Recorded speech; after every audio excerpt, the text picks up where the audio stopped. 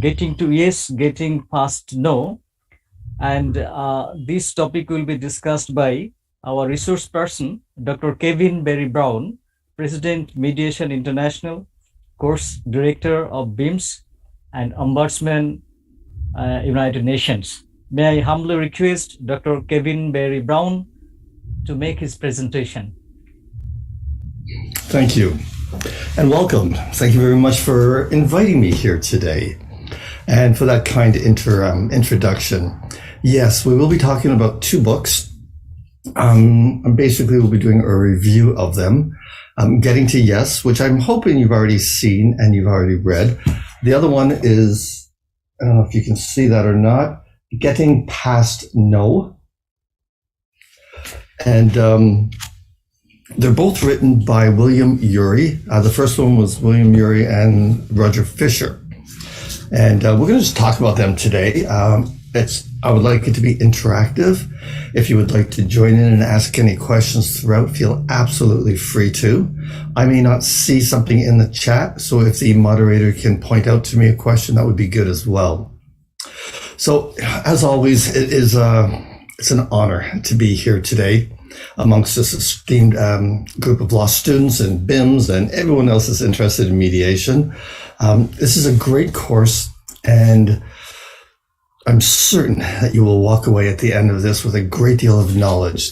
I'm impressed with the level and expertise of all of your facilitators and the trainers that are here over this week, over the 40 hours. Now, I've been asked to provide a review of two of the most used books in mediation. The first one actually has been around since 1981, but it is still a top seller. The authors, I'm sure, have made a fortune from it. They're used in schools, at universities. It started out as a negotiation book and then became a handbook for mediators. So if you haven't read it, I highly recommend it. I'm Kevin Brown. A little bit about myself. I've been in the mediation field for just over 30 years now, and I've worked as a mediator, an ombuds, a facilitator of ADR, multicultural negotiation, and ADR courses. I'm listed as a mediation expert on rosters with the United Nations, the International Mediation Institute, which is IMI, Mainland Hong Kong Joint Mediation Center, Mediation International, my company, and the International Mediators Association. Now, I currently apply my mediation and ombuds skills to my work with the United Nations Office of the Ombudsman and Mediation Services, also with the Green Climate Fund out of Korea, and as well with the European Space Agency and a couple of other international organizations that I work with. As an ADR trainer through my company, Mediation International, I'm honored to be recognized as one of the first organizations that was recognized by the International Mediation Institute to provide courses that result in its graduates receiving qualified and certified IMI status, which is the gold standard around the world. I have significant experience working with international multicultural conflicts right across the globe, including Afghanistan, Thailand, Rwanda, Georgia, Germany, Ukraine. I wish I was there now with what was going on to help mediate the situation. But Romania, Spain, Uzbekistan, Jordan, Afghanistan, Korea, Canada. Did I say Spain? Spain is where I'm living right now, so obviously here as well. And with those, in those various countries, I've done a lot of research, mediations, conflict resolution, ombuds work, as well as ADR and cultural diversity courses. As was mentioned by our moderator, I am the president of Mediation International and the International Mediators Association. I'm also the executive organizer for the World Mediation Summit. We started that in 2013 in Madrid, here in Madrid, Spain. And then we went on the road. We went to different countries, Bangladesh, Tanzania, Israel, Ireland, and a couple of others, India. And so they've been continuing, and I thoroughly love to do those as well because it gets me out and be able to speak with the people, see the people when COVID isn't impacting us. Excuse me. So I'm only here for a short period of time, so I think we should just jump into why the book Getting to Yes and the follow-up book Getting Past No, negotiating with difficult people, are so important today.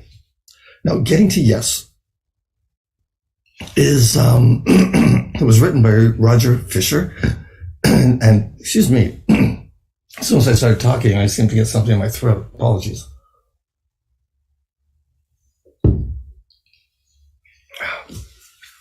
They wrote this this book 40 years ago, and it's still one of the leading books on mediation. Yuri, after Fisher passed away, also wrote a second book, this one here, the Getting Past No.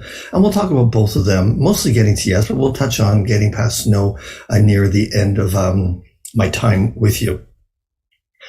Since its original publication, Getting to Yes has sold millions of books, and millions of people have learned a better way to communicate.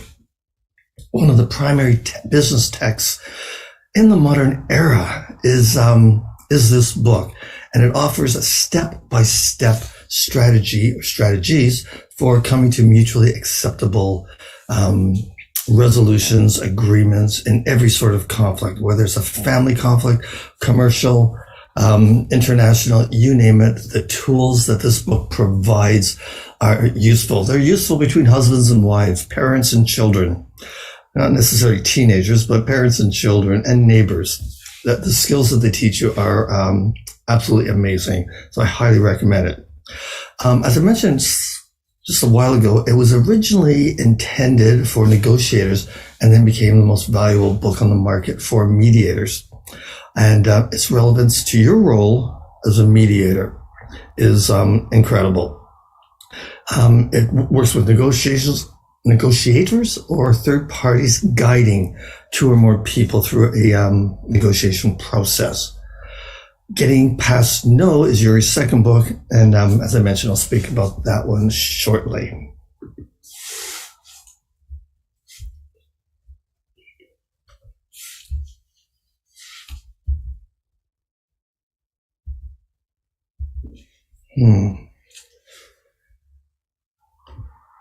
Strange, wasn't moving.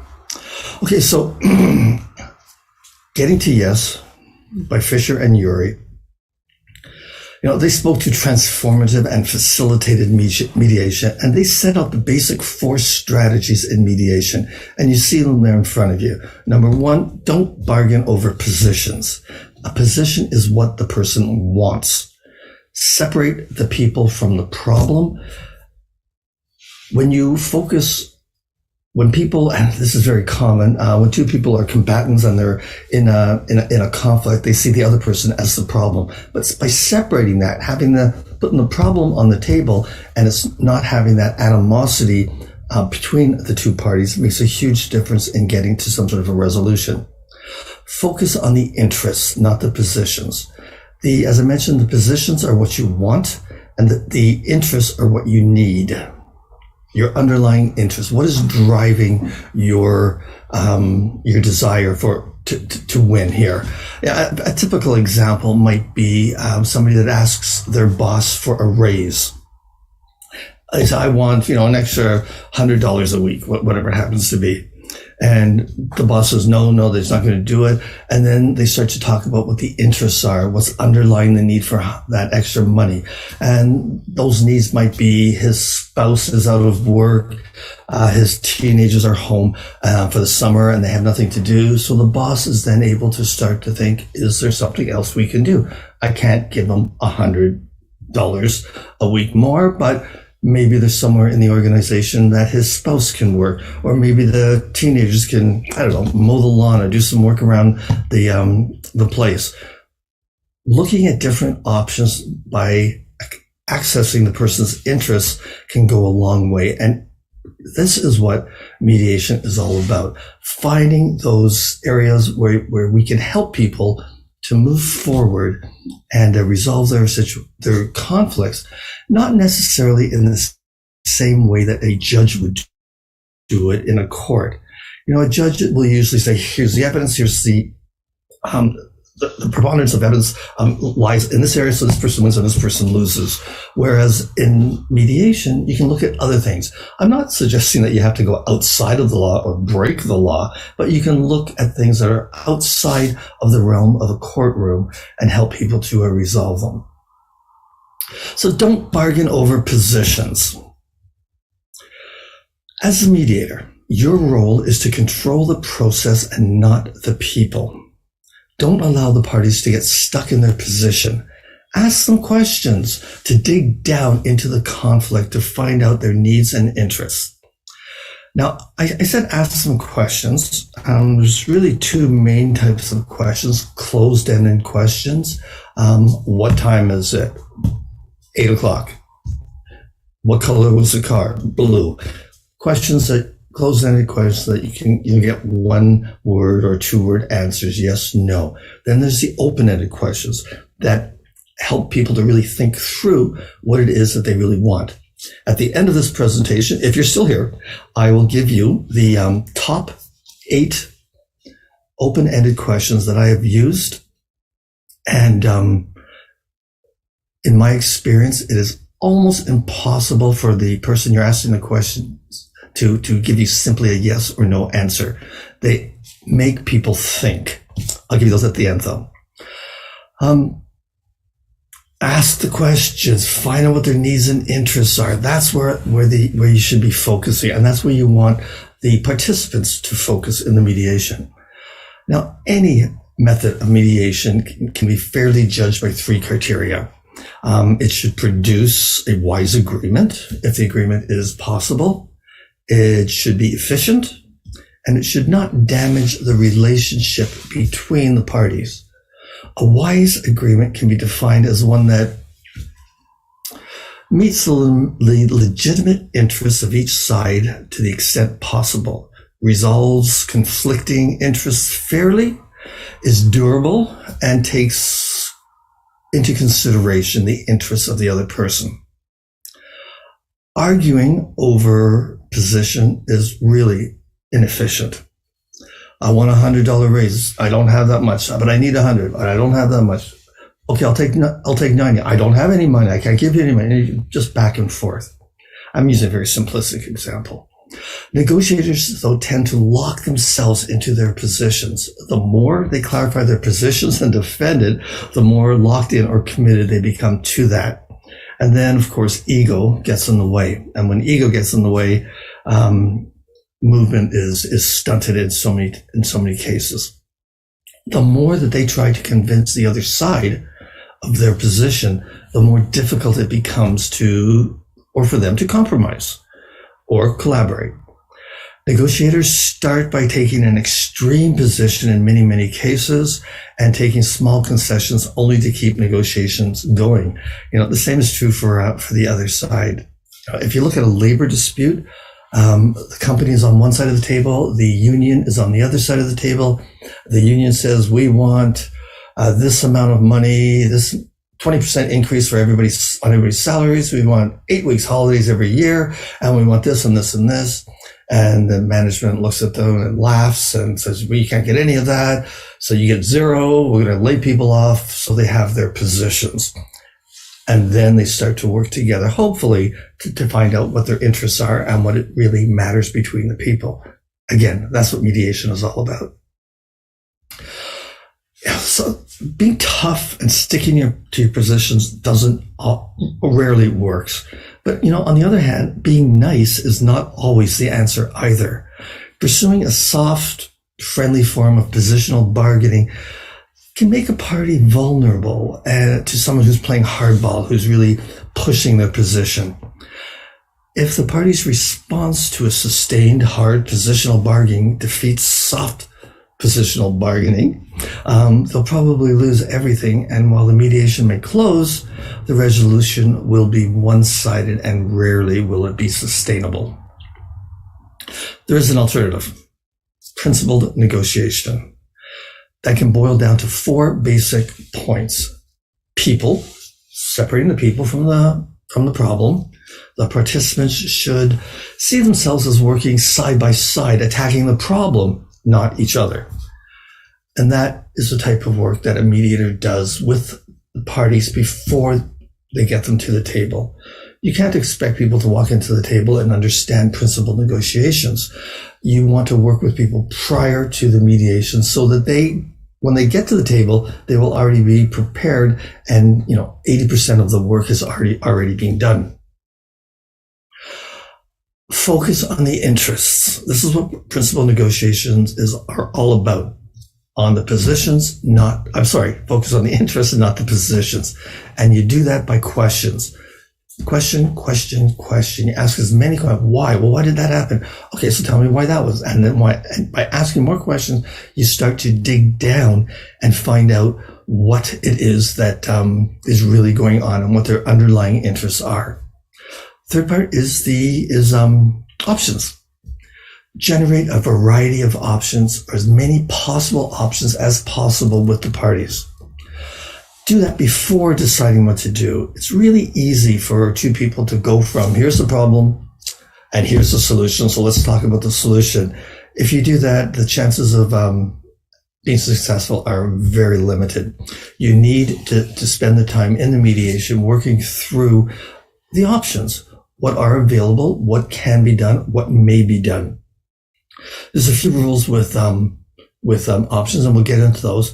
But I have found in my experience that even the most ridiculous suggestion, I still write it down on a flip chart or a board, because sometimes those insane, ridiculous options inspire one of the parties to think of something else. And I've seen that work multiple times. And the final point of the 4 points to this is criteria. Whatever options are chosen, they have to be workable. They have to be, let's say, legal. They have to be based on some sort of objective criteria or objective standard. They need to be workable. If it involves other people that aren't in the room, they have to be in agreement with it as well. You have to look at, do the 2 parties in the room have the authority even to make that decision? Is it healthy? Does it impact other people? And if it does, well, then the other people need to be involved in the final implementation. Separating the people from the problem. Negotiators are people first. You're dealing with human beings, not abstract representatives. They have emotions, deeply held values.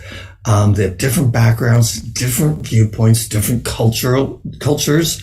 So you need to be sensitive to the people around you. Put yourself in their shoes. Show empathy. Let them know that you're able to understand where they are coming from. And nodding your head with them is showing that you're hearing them. It's not necessarily showing that you agree with them, but to show empathy is very important. Some people say that I know how you feel. I've heard a lot of people get a lot of negative reactions from that because the person says, no, you don't know how I feel. And so then you've got another argument or debate that's going on. I use terms like, I can only imagine how that must have impacted you at the time it happened. I can only imagine how you feel when that happened. And when you're showing empathy, you also have to know your audience. I did a lot of work with the Canadian military. And I remember saying to one person that, this is a long time ago, I know how you feel. And he goes, how I feel? I'm not here to talk about my feelings. I don't want to be here talking about my feelings. Typical military individual who was very rigid and stance. And I just changed it. So I understand how that must have impacted you. Completely different reaction from the person. Knowing your audience, knowing what it is that they, where they're coming from. So try seeing it from both sides, both perspectives. This is one of the most important skills that is talked about in the book, Getting to Yes, and for mediators, and particularly for new mediators to remember and recall. And if you want to influence them, you also need to understand empathetically their point of view. Because if you understanding their point of view is not the same as agreeing with it. I think that's very important. Ensure that each side's concerns are addressed. It's so common in a negotiation for the parties to treat as unimportant those concerns of the other side, perceived to as not standing in the way of an agreement. Sometimes the little sacrifices a party makes can lead to a resolution of the most important factors for both of them. Focus on the interests, not the problems, or not the positions. For a wise solution, reconcile the interests, not the positions. I don't know how many times I should say this because it's so important. Interests define the problem. The basic problem in a negotiation not lies in the conflicting positions, but in the conflict between each side's needs, desires, their concerns. Reconciling these can make a huge difference for both people and help you to be able to come up with positive results at the end of the mediation. So how do you identify the interests of the other side? I think that's relatively straightforward. I've mentioned it already. Ask some questions. Ask some open-ended questions. I do a lot of my questioning in caucus, in pre-mediation, because when we get together with the parties, they may not want to say as much as they'll say to me privately. But I'll ask them ahead of time if I can share this or if they will share this, and I'll ask them the same question I asked them in a pre-mediation private caucus, and because I know what the answer is going to be. It's easy to identify positions, very easy, because people say what it is, I want this. But interests can go unaddressed or unexpressed, and sometimes even purposely hidden. So you ask why? Why do you want this? Why are you taking this stance? Why they're taking a particular position? If you make it clear that you're asking not for justification of the position, but for an understanding of the needs, hopes, or fears, the chances of them being more open are greater. I said ask why. Also ask why not. Think about their choice.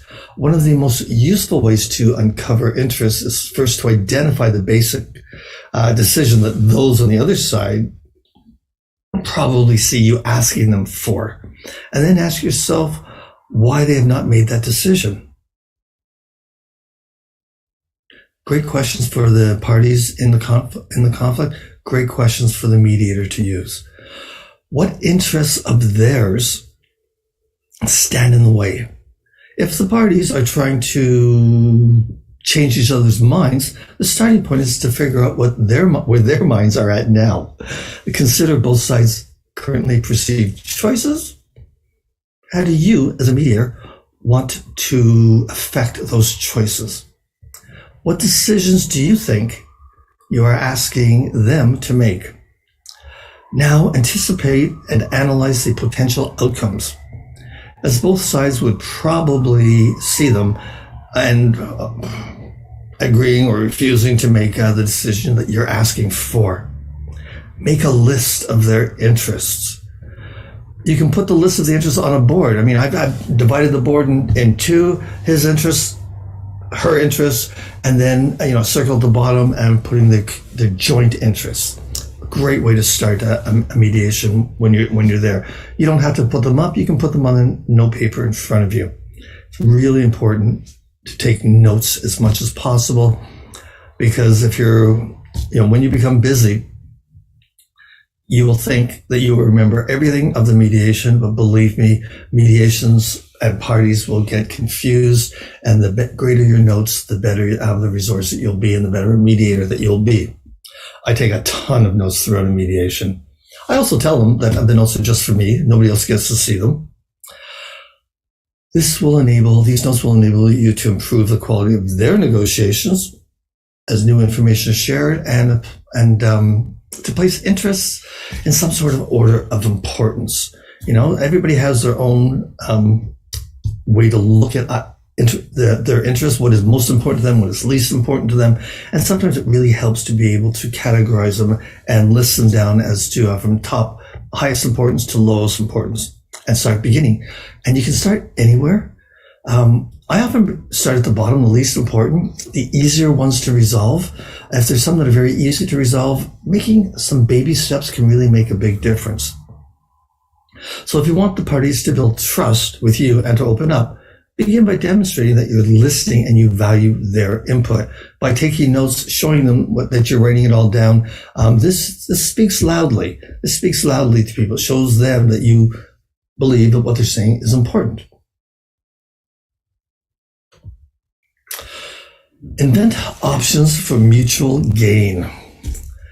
When you're talking about options, it has to work for both parties.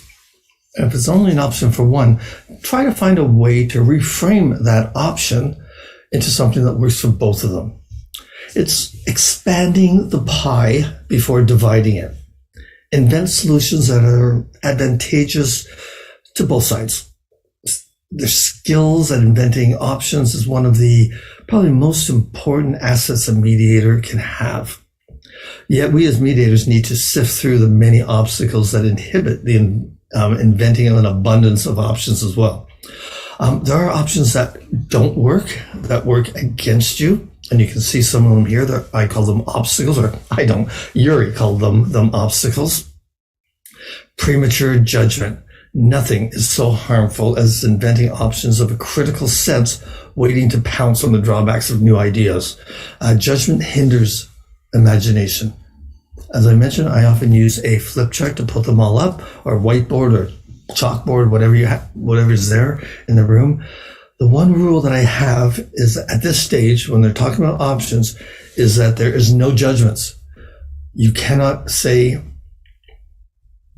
anything about them. Basically, it's a listing of the options without discussion, because it's so easy for people to shut down options. And as I said earlier, some of the most ridiculous options can produce some incredible results.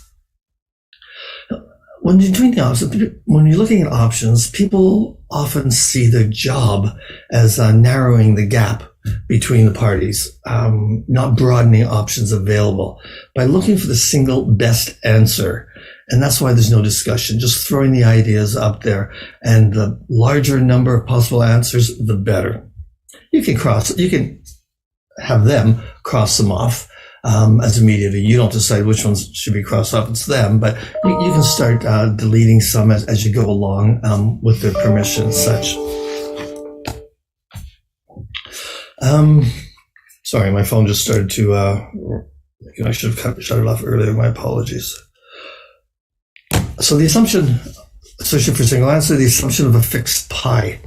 Seeing the situation as either or, either I get it, or he doesn't get it, or they get it, or I get it, or they get it. Neither of those work. Let me use an example. When we're dividing the pie, my family moves into a new home, and my next door neighbor comes over very nicely the next day with a mango pie, and there's 4 members in my family. So what would be a fair way to distribute the pie? Logic would say that a fair way to split a pie between 4 people is just cut it in 4 pieces. Very simple process. Seems to be fair. Everybody gets what they want. It's nobody gets more than anybody else. It's perfect. The problem, though, is I do not like mango pie. I am not going to eat mango. It's absolutely horrible to me. So that's one piece that would just be wasted. Other problem is that one of the 4 people in my house is our daughter, who is a year and a half.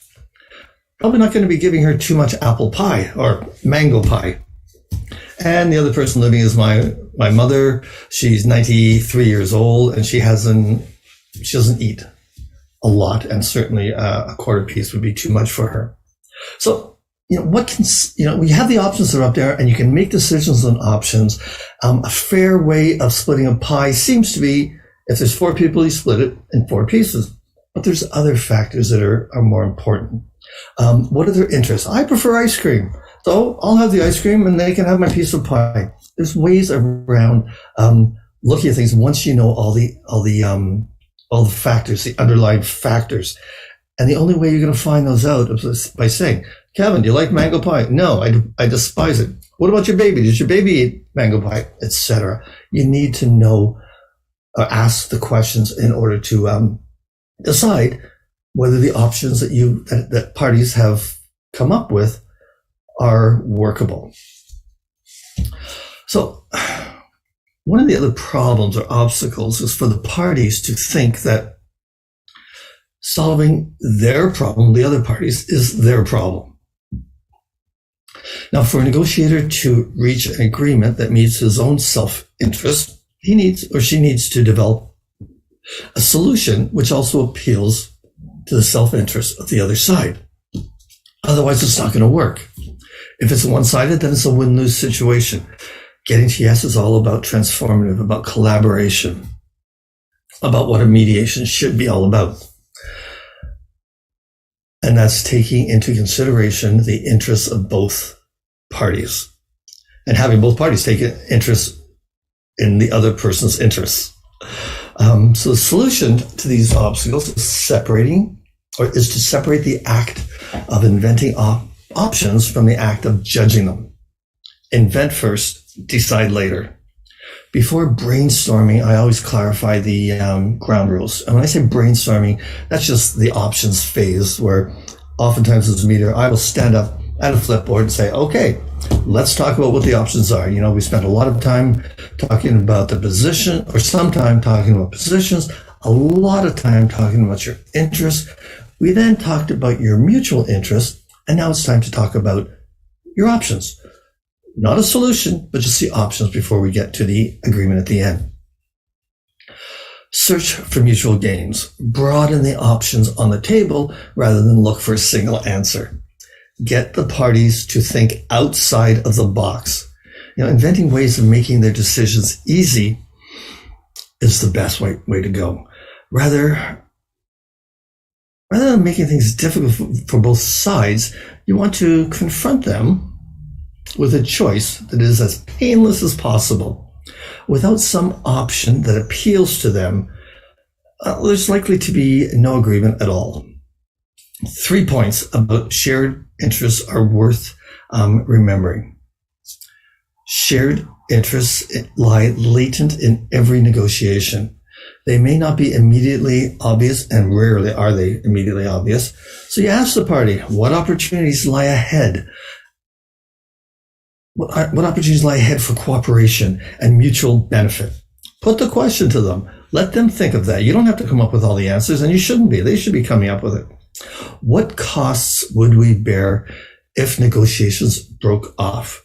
I imagine you've talked about watnas and batnas and watnas. If you haven't, we can talk about those. But that's, what costs would we bear if the negotiations broke off? Shared interests are opportunities. They're not, miracles. They're opportunities, and they're to be of use, I guess, when you need to make something out of them, or they're useful when you get to make something out of them.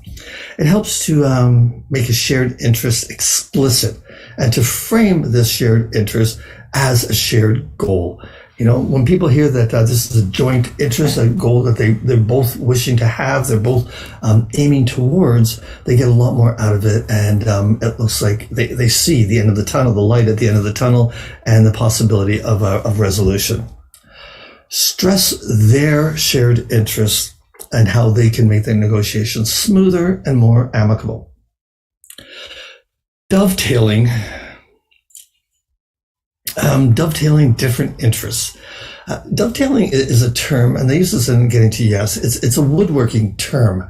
It's when you take 2 pieces of wood when you're building a dresser or a drawer or something, and they dovetail, they interlink. I guess it'd be more like that, together, so that the whole piece is that, or the whole product is that much stronger because of the dovetail, as they call it. The two pieces of wood work together to form a solid joint. And this is also true when two parties find a way to join their needs and interests to form a joint purpose. Now, differences between two parties sometimes create problems, but differences can also lead to a solution. Now, many creative agreements reflect this principle of reaching agreement through differences. Differences in interests make it possible for an item to be of high benefit for one and possibly a low cost to the other. Dovetailing is the process of looking for items that are low cost to one side and high benefit to the other side, and vice versa.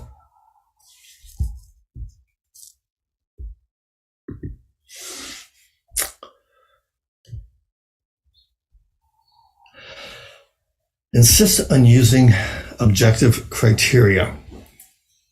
Uri speaks quite a bit to this.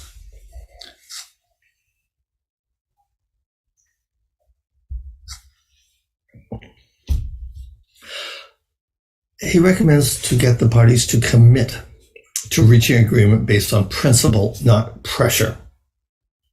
Based on principle, not pressure. The more the parties refer to established standards, to precedent, to community practice, the greater the chance of producing a fair agreement. A constant battle for dominance threatens the chance of any sort of fair agreement at all. Principled negotiation, though, will stop that from happening. It is far easier to deal with people when both sides are discussing objectively. Carrying on principled negotiation involves two questions. How do you develop objective criteria? And that's the question I always ask them.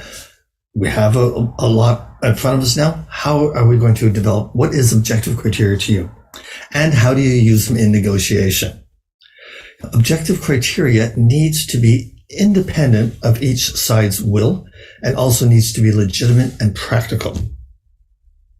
When you're negotiating with objective criteria, Uri and Fisher suggest 3 points to remember.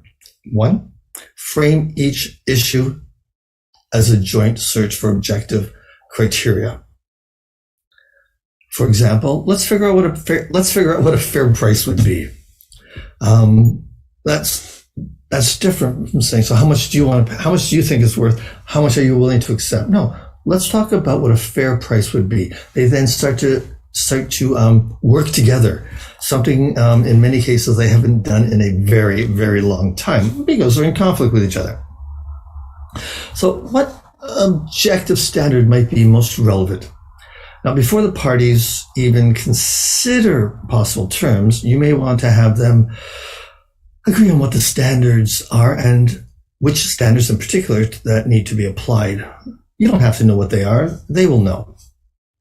If either party starts by giving their position, ask for the theory behind the price.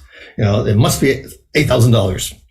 Well, explain the background, explain why you're choosing this price so that the other party has a better understanding of why 8,000 is something important.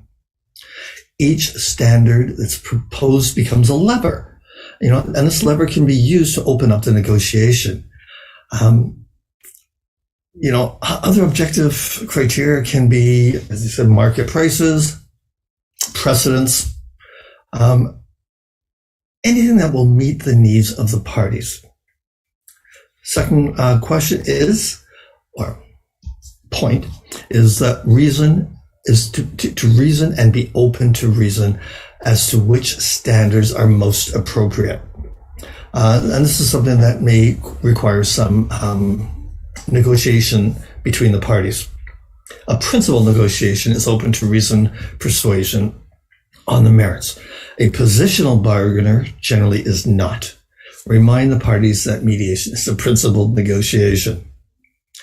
It's the combination of openness to reason with insistence on a solution-based on objective criteria.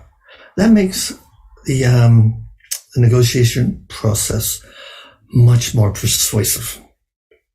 Number 3, never yield to pressure, only to principle. If either side truly will not budge and will not advance. What's going on, guys? Welcome back to the channel. Needs, then really, that's the end of the negotiation. That's the time when maybe you need to stop.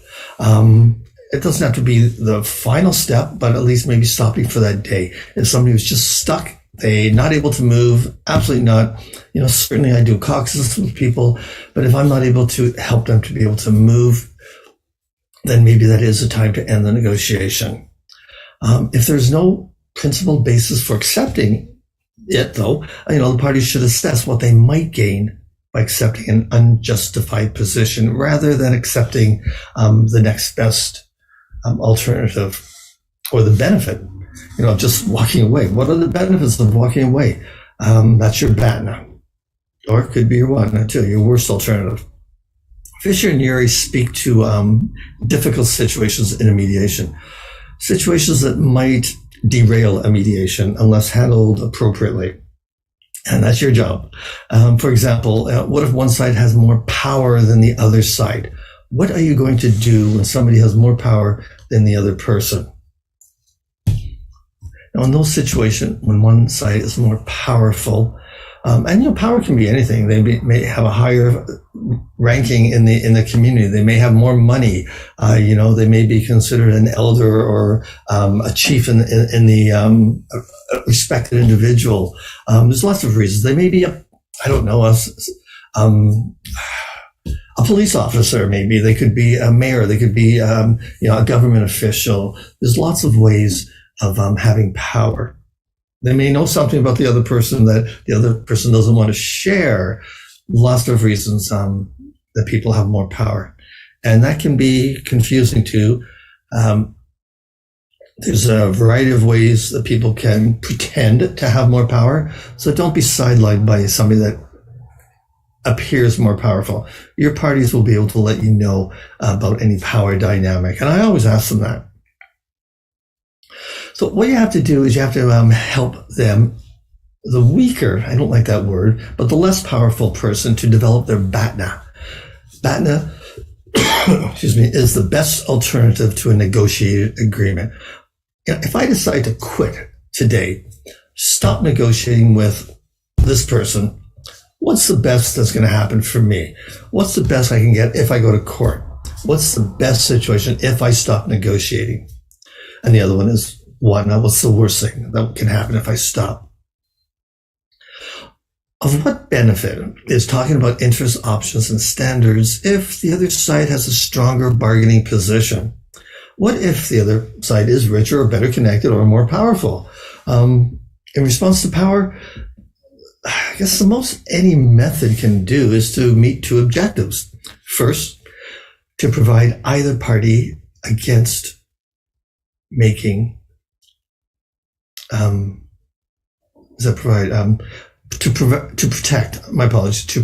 protect either party from making an agreement that they should have rejected. You're not there to tell people what to do and what not to do, but if you know it's not going to work, you might want to have a private conversation with the person about the prospects and what happens if they do accept this and what's going to happen tomorrow. Having people leave with poor solutions or one-sided solutions, it always comes back, always comes back. People get home, they speak to their partners, they find out that they've got a bad deal. It's the mediator's fault. They don't want to go back. There's just so many things that can occur when people make that, don't reject something that maybe they should have. Second thing you need to do is to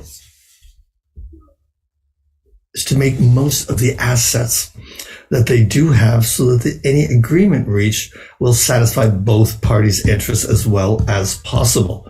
Again, very important, meeting the interests. Protecting the parties. Well, a major danger is that one party will be too accommodating to the views of the other side.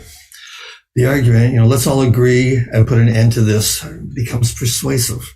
I've seen many people say that. A lot of lawyers will say that, let's all agree and put an end to this. And, we have to be careful that people are actually agreeing to it as opposed to just wanting to get out, wanting to end the day. The parties may end up with a deal that they should have rejected. As mediators, often at the beginning, mediators really want a solution quickly. They want to get things done. They want to get things wrapped up. They want to be able to say, yes, I was successful today. But then when it falls apart tomorrow, it wasn't a success at all. There's also the cost of using a bottom line. To protect themselves, some negotiators establish their bottom line. Most important thing to them, the worst acceptable outcome. The least I will accept is $100, whatever it happens to be. It limits people's ability to benefit from what you learn during a negotiation.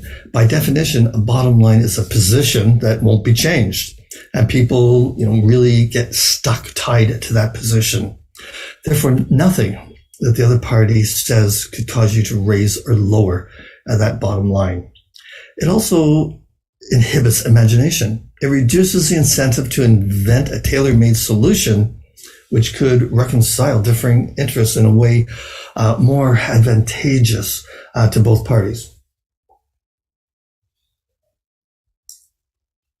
In short, while abandoning a bottom line may protect someone from accepting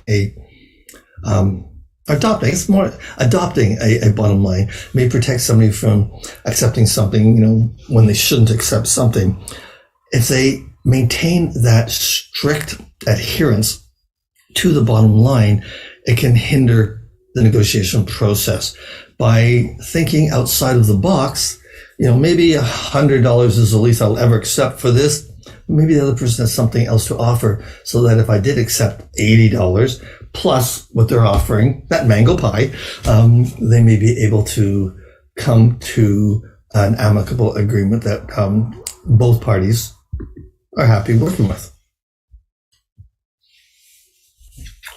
So, we've talked about people that are ways to play nicely in the mediation room, principled negotiation. I've talked about how people can meet with me in a caucus or pre-mediation, and I can share with them and talk to them about principled negotiations, talk to them about their interests.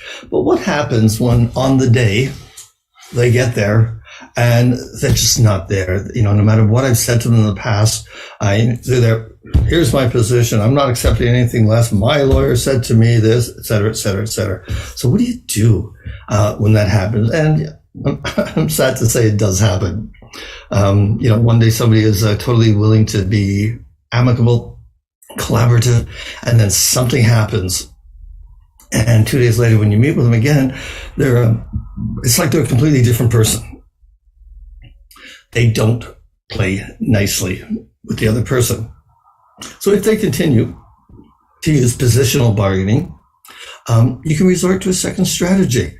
It's called negotiation jujitsu, which focuses on what they may do. It counters the basic moves of positional bargaining in ways that direct their attention to the merits of how negotiation jujitsu, it's a hard word to say, I'm sorry, how it works is straightforward and quite simple. You don't attack their position, and you don't let the other person attack their position. You look behind it. Neither accept nor reject their position. I want $100, and the other person says, no, that's not negotiation jiu-jitsu. The other person looks behind it, tries to get to the interest. Look for ways to improve it. Assume that every position they take is a genuine attempt to address the basic concern of each side. Sometimes that's a hard assumption to make because you think you know differently, or the parties think they know differently, but it's a great way to look at it.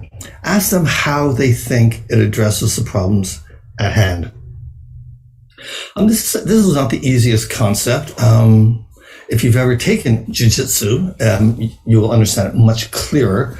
And Getting to Yes, and here's a plug for the book, explains it in much more detail that we don't really have time to go through today. But these are all the ideas, ways of looking, of doing negotiation jiu-jitsu.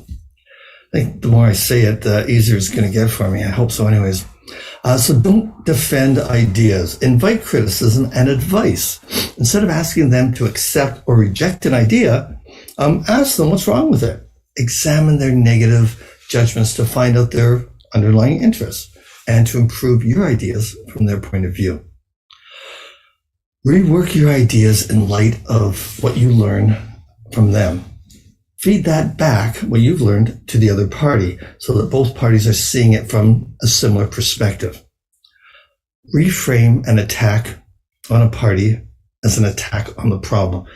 Never let the other party never let one party attack the other party. Focus it on the problem. Focus it on the issue, not the purpose. Reframing really comes in handy here. Listen to what they're saying, and when they have finished, reframe their attack on a party as an attack on the problem. Change that around. All you ever talk about is wanting $100.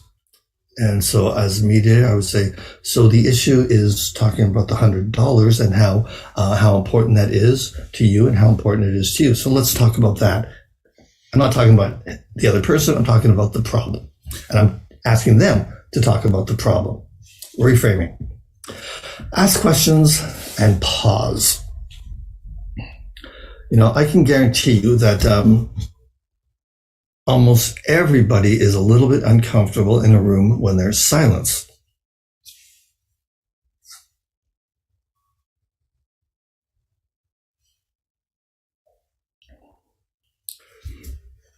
It's not always the same online, but it certainly can be the same in a room.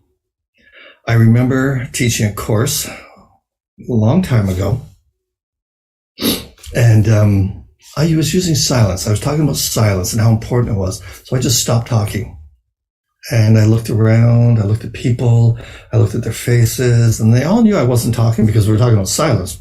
I didn't say a word.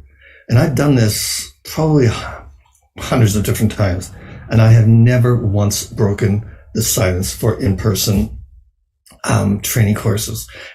Always somebody else breaks the silence. Always, always, always. Why? Because they are more uncomfortable with silence than I am. As a mediator, use silence. When you use silence, like you ask a question and they don't have an immediate answer, wait. Don't jump in with another question. That's so easy to do. Just stop, because what's probably happened is that you have asked a really good question. If you give them another question, I guarantee you that they will answer the easier of the two, and you will only get half or a quarter or less of the information that you're looking for. Silence.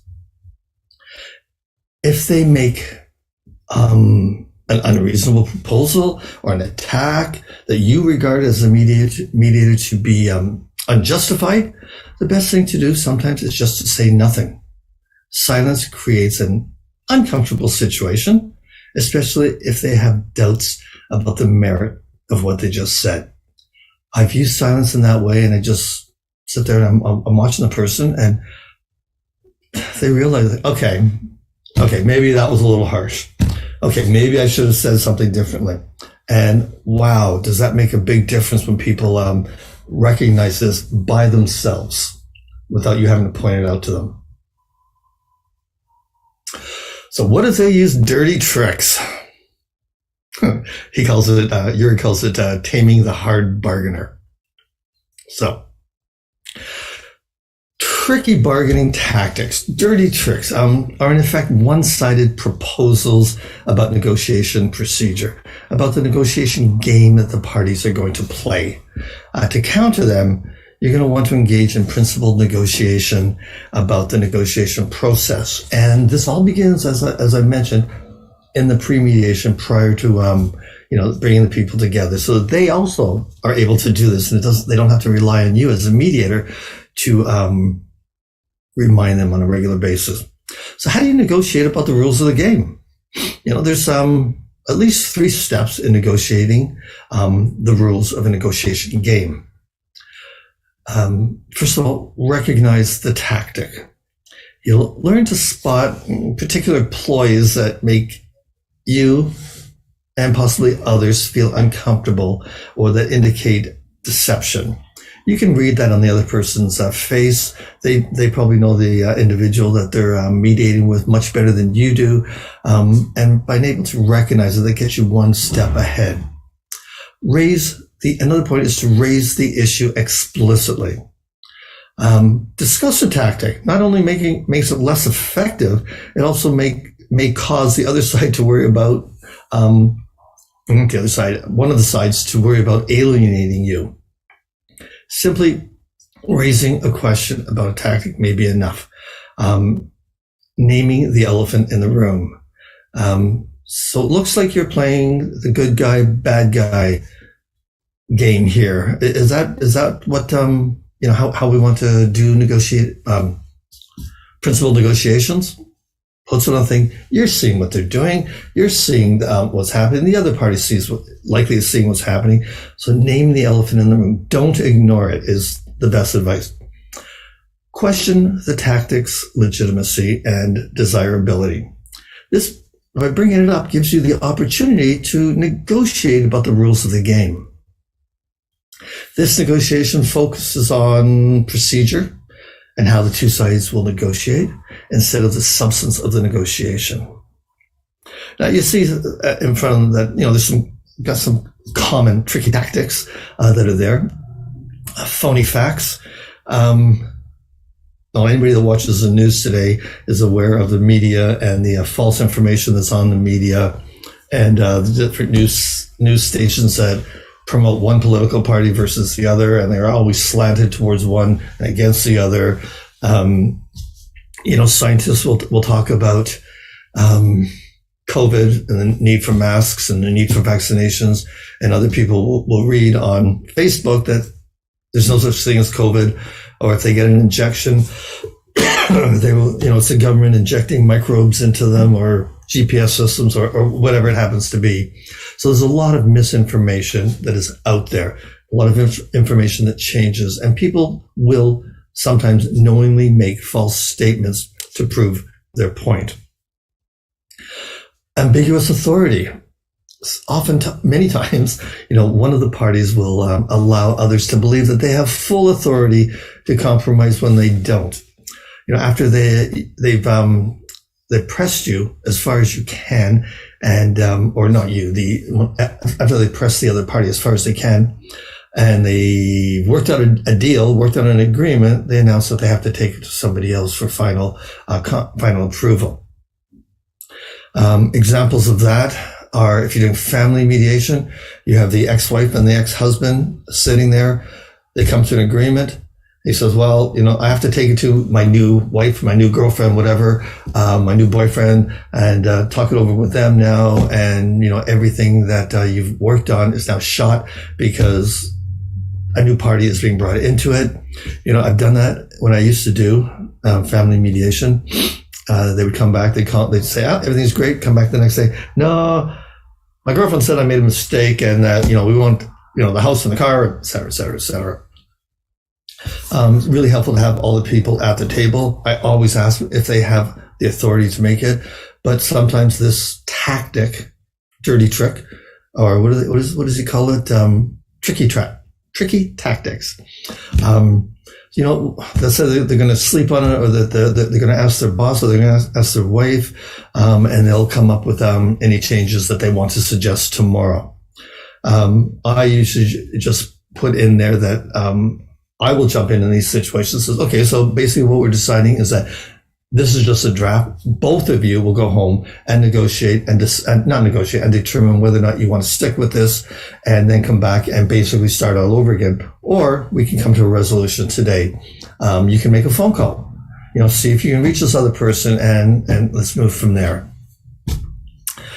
Stressful situations, be aware that the setting might have been deliberately manipulated to make one party want to conclude the negotiations quickly or to yield points in order to do so. Personal attacks. The use of both verbal and non-verbal communication to make a party feel uncomfortable. If you're sitting there and the other person, one of the parties, is like rolling their eyes, or they've decided sit like this in the mediation room. They're sending a message. And that's another elephant in the room. I always address those. I don't let those go. The good guy, bad guy. I'd accept this, but I know that my boss will never do this. That's a tactic that's been used in negotiations forever, I think.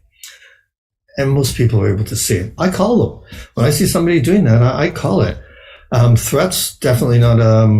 Some very similar to personal attacks, definitely not acceptable in my mediations. The hard-headed partner, that's the one side justifies not yielding to your request by saying that he personally would have no problem with going along, but my partner would never accept it. Good guy, bad guy tactic again. Take it or leave it. As an alternative to explicitly recognizing that take it or leave it tactic considers ignoring it first. Well, yeah, when I hear it, I usually try to just work around it. I just will help them and refocus them somewhere else from the take it or leave it statement that one party makes. I don't find it ever to be beneficial, and I think it's just it's never. When is it ever take it or leave it? Some people will use that simply as a tactic to get the other person to accept something that they don't really want to accept.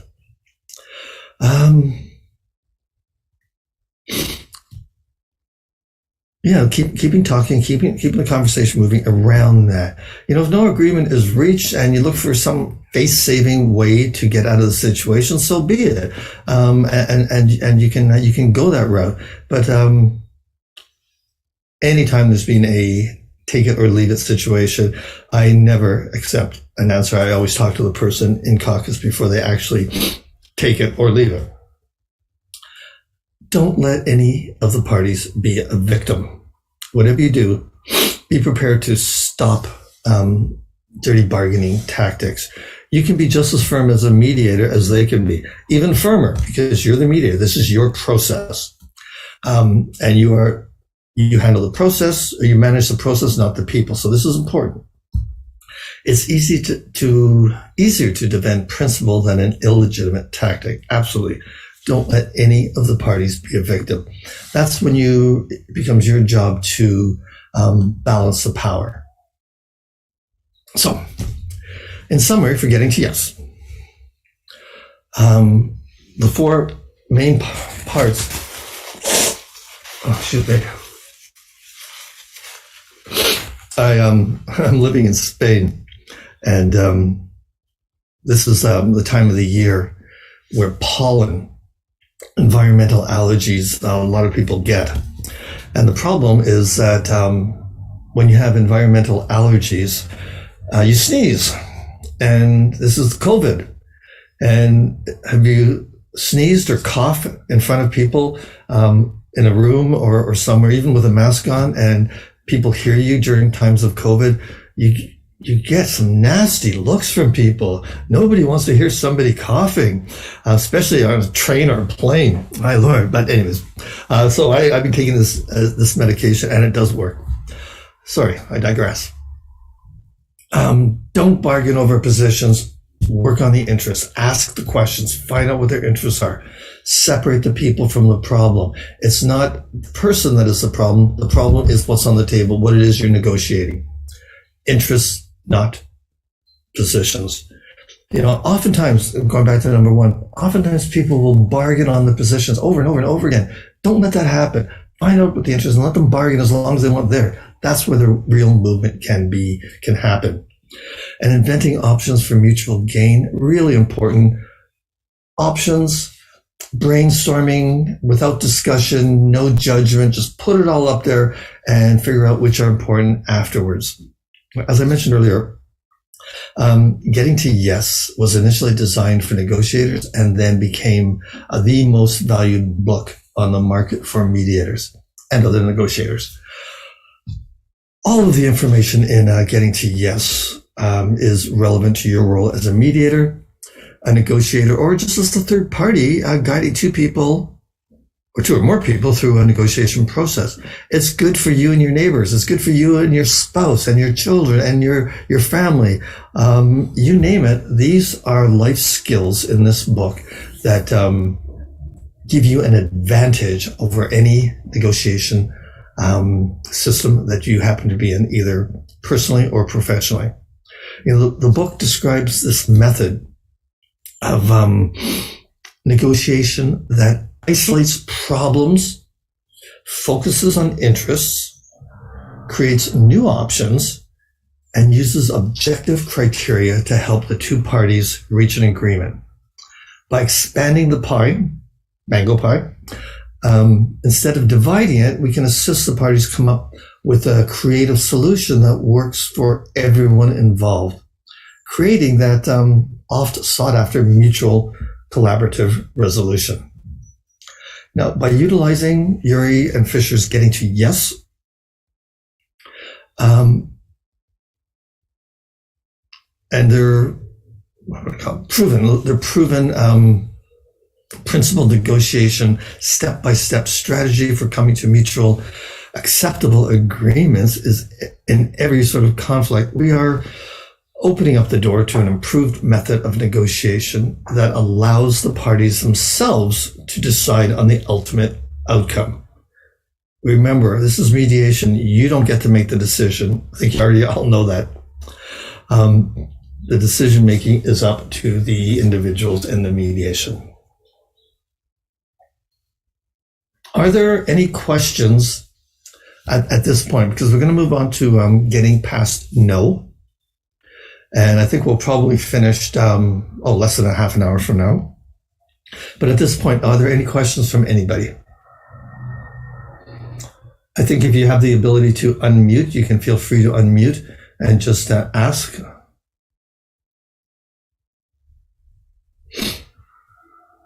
Kevin, can I just ask, on your last point, the invent options, let's say that at the point there is a stalemate. So nobody's moving over their positions, nobody's changing their interests either. So it's all a stalemate. Can you, as a mediator, then nudge them or suggest that they should think about something totally different and think in those lines? Is that feasible in a mediation situation? I've done something similar to that. I've done a couple of things. One, I can have caucusing with them and go out and talk to them and do some nudging in private and things. So, well, what do you think? I mean, do you not see any other possibilities? You have a complaint with the person over a magazine. He's the printer. You're you paid for something. It was the wrong color. What other options? It's already in print. There's nothing you can do about it. You want your money back. So, anything else that can be considered. So yes, I will do some nudging. I think is a very good word to use. I've also used other examples. I will say something like, what do I have? Hang on, bear with me. I've used actually this exact example. I said, okay, we seem to be having, I'm talking to both of them now. We seem to be having a difficulty. I'm looking for options. So I want to show you how easy it can be. Here I have in my hand a paperclip. I'm going to sit down. I'm going to stand up by this board, and I want the two of you to, as quickly as you can, tell me all of the possible uses for the paperclip. So, they look at me like I'm an idiot, of course, because it is a little unusual because it's got nothing to do with what we're doing, but I'm just trying to inspire them to become a little creative. And they come up with things like to hold paper together, to make it into a nose piercing, all sorts of very weird things, to use it to stir your coffee or to stir a cup of tea. They just keep coming up with these ridiculous reasons, but that's okay. I'm getting the creative juices going. And that sometimes is what's needed. Sometimes people just get stuck. So my quick answer to the question is, yes, I have nudged people into the direction of creativity. Rarely will I sit there and I say, well, what about this? So often people, no, 99% of the time, people know what they need to be saying. They just haven't said it for whatever reasons. I'll give you an example. I used to do this mediation in a low-income housing. It was a high apartment, and it was filled with people from other parts of the world that had just come to Canada at the time, and they couldn't speak the language very well, or they were unemployed, so they needed government assistance. And Canada offers that. And I would do mediations in this group. So here's the scenario. I'm in the room, and there's and I had the same scenario, I think 5 or 6 times. The person upstairs apartment, they could hear, no, the people in the downstairs apartment could hear the people upstairs, the kids running on the floor, the dog's nails scratching along the wood floors. And it was really loud, and it disturbed them. And in the early morning, one of them would get up and it would wake the other person downstairs up. It was annoying, and it was creating conflicts. So at one point, one of the people say, well, how about if I get a carpet? How about if we ask the landlord to put carpet upstairs? And the person downstairs says, oh, let's try that. And it worked beautifully. The carpet muffled the noise, but that was an option, a brainstorming that they went through. So how can we fix this? So then I go to the next one, and the next one, and the next one. Over the couple of years I was helping with this, and I'm getting the same problem. And you know how easy it would have been for me to say, well, why don't you just put a carpet in? It would have been really easy for me to say that, but I won't. I won't do that, because then it's my solution. I'm not there to give them answers. They have to come up, and they'll figure it out. You have to be patient sometimes, but they will figure it out. I'll say, so what other things do you think can be put in place? Maybe if you turn up your music, and they go, no, then I'll be disturbing the other person. Okay, no, so sometimes I'll suggest things that are ridiculous, or that I think are ridiculous, but they will, and that will inspire them to think of something more creative that might work. Does that answer the question? Me too. I have something to know from you. I'm Pankaj Kumar Kundu, advocate. We know there are so many forms of ADR mechanism like negotiation, mediation, conciliation, arbitration, etc. And we have seen that arbitration has been established as an alternative dispute resolution mechanism. Like arbitration, the mediation and conciliation have also been established across the world as mechanisms as alternative dispute resolution. But when we talk about negotiation, we actually see that when we are mediating issue, we are following the tactics and formulas as you have described in mediation. So, is it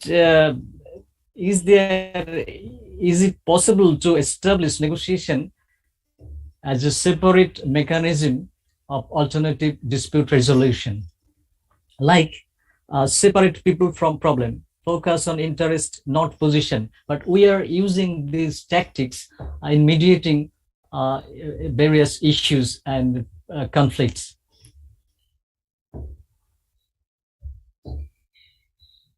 Am I clear to make the question? Yeah, I'm not 100% sure. Just tell me the question, please. Is it possible to separate mediation from principal negotiation? These are techniques of negotiation, and we are using these techniques in mediating conflicts. Correct. But like mediation, arbitration, separately established as alternative dispute resolution mechanism. But is it possible to establish negotiation as a separate and unique form of alternative dispute resolution mechanism? Okay, I think I better understand the question. Thank you. Thank you for explaining that to me. Negotiation, I believe, is used in all of ADR. Negotiation should be the first thing everybody does when they're in a conflict. I am in a conflict with you because, you're the producer or the public publisher of a magazine, and I paid money to get my ad in there, and it was all the wrong color, and I didn't like it. So I should be negotiating with you. That should be step number one. I believe in dealing with things at the lowest level possible, and that's between the two parties.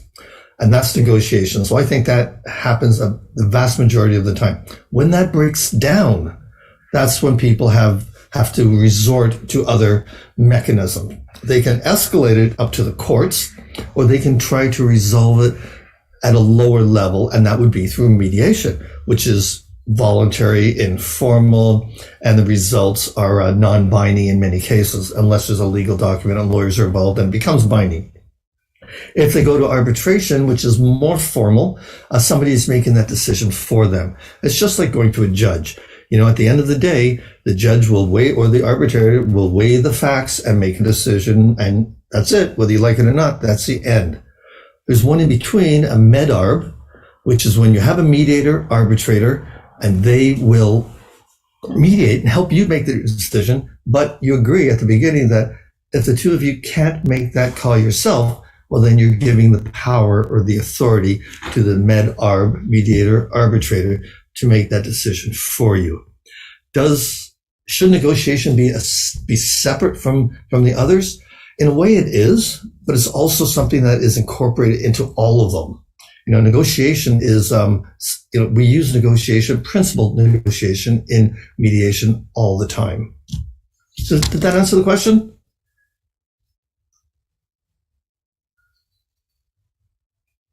Yes. Okay. Did I answer? Thank you. Okay. Any other questions? Okay. Well, as I said earlier, if you do have any other questions as we're going along, feel free to jump in. So I'm going to move over to Getting Past No. A great book as well, and it's the next step.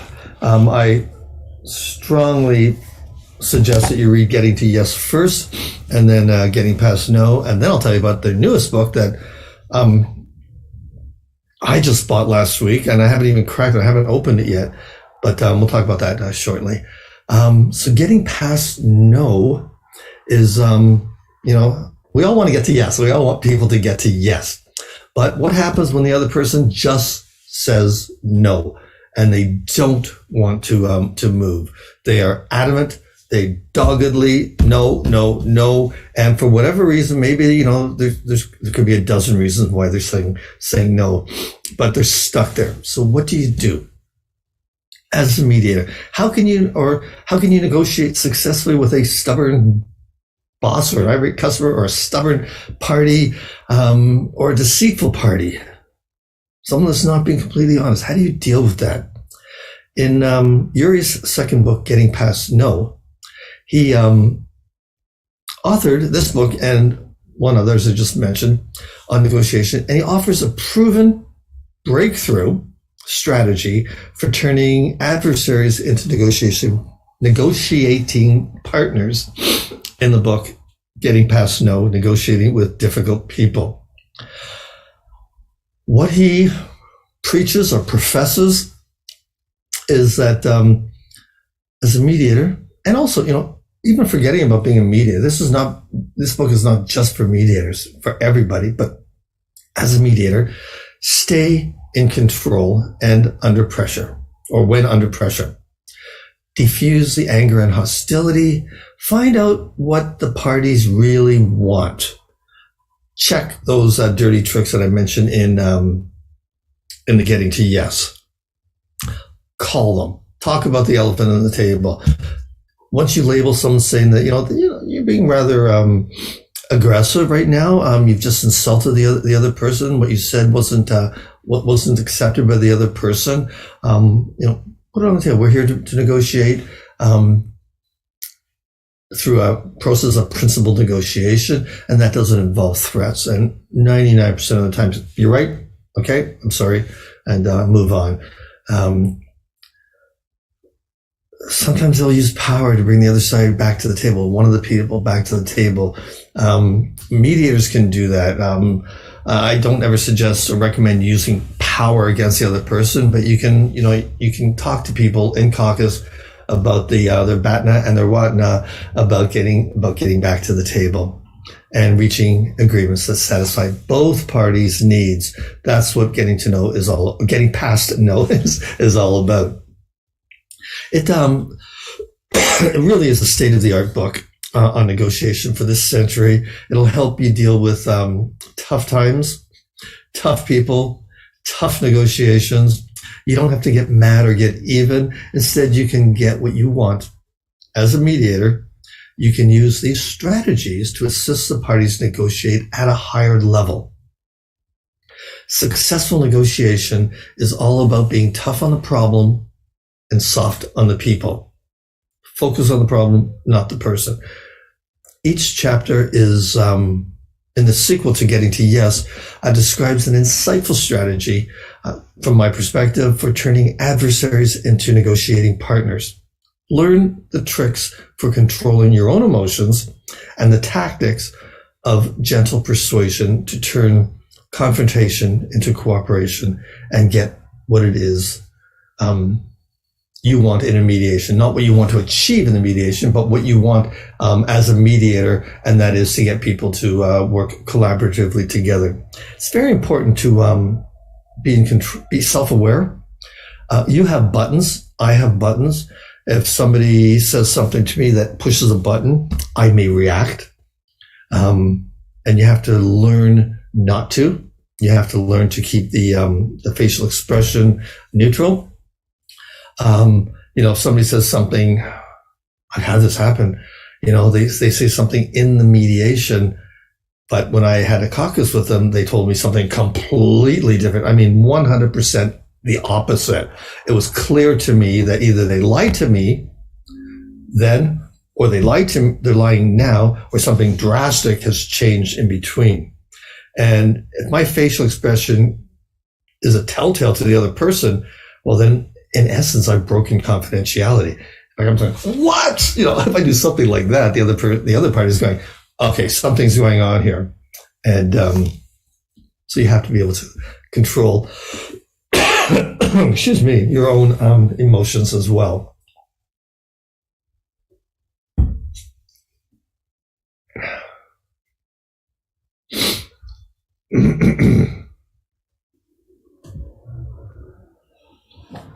So, the 5 takeaways from the book, Getting Past No, Negotiating with Difficult People: control your own emotions and maintain a perspective over your objective.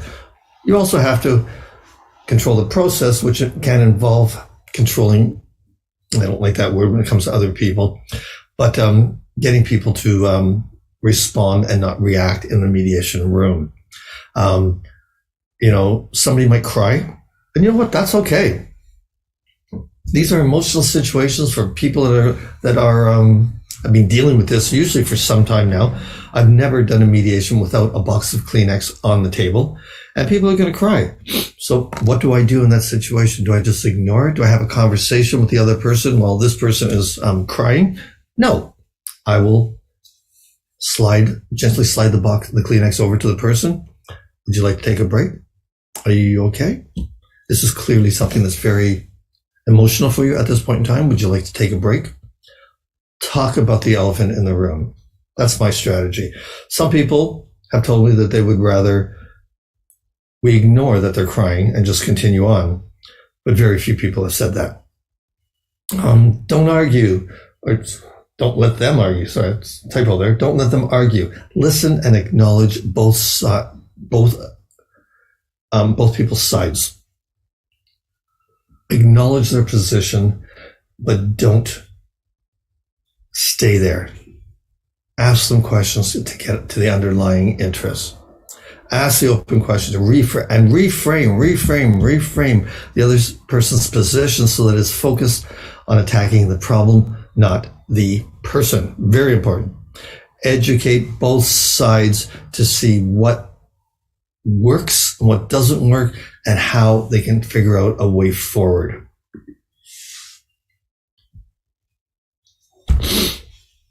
So joint problem solving is, as I mentioned, soft on the people, Your single greatest ability as a negotiator is to change the game. You're there as a mediator. You can change the negativity to the positivity. You can use your reframing for that. For every meeting, prepare. I don't know how much I can stress this, but preparing is of the utmost importance. Spend your time before you get into the mediation. Review the documents, review the court materials, review everything that you've gotten. Take copious notes so that you are prepared when you see them. The simple secret of effective negotiation is preparation. People's perception of the facts is more important than the facts. When I'm doing a mediation, before it, I'll talk to one party and they will tell me, I'm doing a lot of workplace mediation now with the United Nations and Green Climate Fund, etc. So I'll talk to two people that have contacted me because they're in conflict. Something happened in the workplace. So I'll ask them. I'll meet with one person privately and we'll have the conversation. They will tell me what happened on that fateful day, usually, a year or two ago. And I'll take notes and then I'll let them know, okay, I'm going to speak with the other person tomorrow. Once I've spoken to them, we'll get together and, depending upon the situation, we may either meet again or I'll talk or we'll get together as a group. So I meet the other person. So I'm sitting and listening to the other person and they're telling me about what happened on that fateful day a year or two ago. And I'm writing down notes and I'm wondering if they were even in the same room when this happened. Their version of events is completely different. I mean, not just, it was a different color. One said a blue card, the other said a green card. The whole situation is completely different. Their interpretation, their perception on what happened has impacted them so greatly over the time frame. And that's what it's all about. It's not necessarily about the facts, which a lot of people will like to address, because one person's facts may be very different from another person's facts, because it has a lot to do with memory. So unless you understand their perspective, you're never going to be effective at helping them resolve things. You have to be able to help them to settle their disputes, and their disputes are based on the perspective that they have on what happened on that day.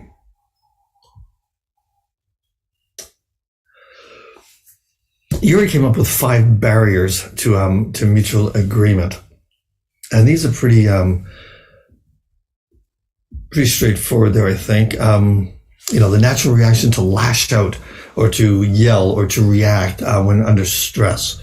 You want to help people to regain their mental balance, stay focused on what they want to achieve, remove feelings from the situation. Feelings are important, but when it becomes too emotional, sometimes, they're taking a step backwards.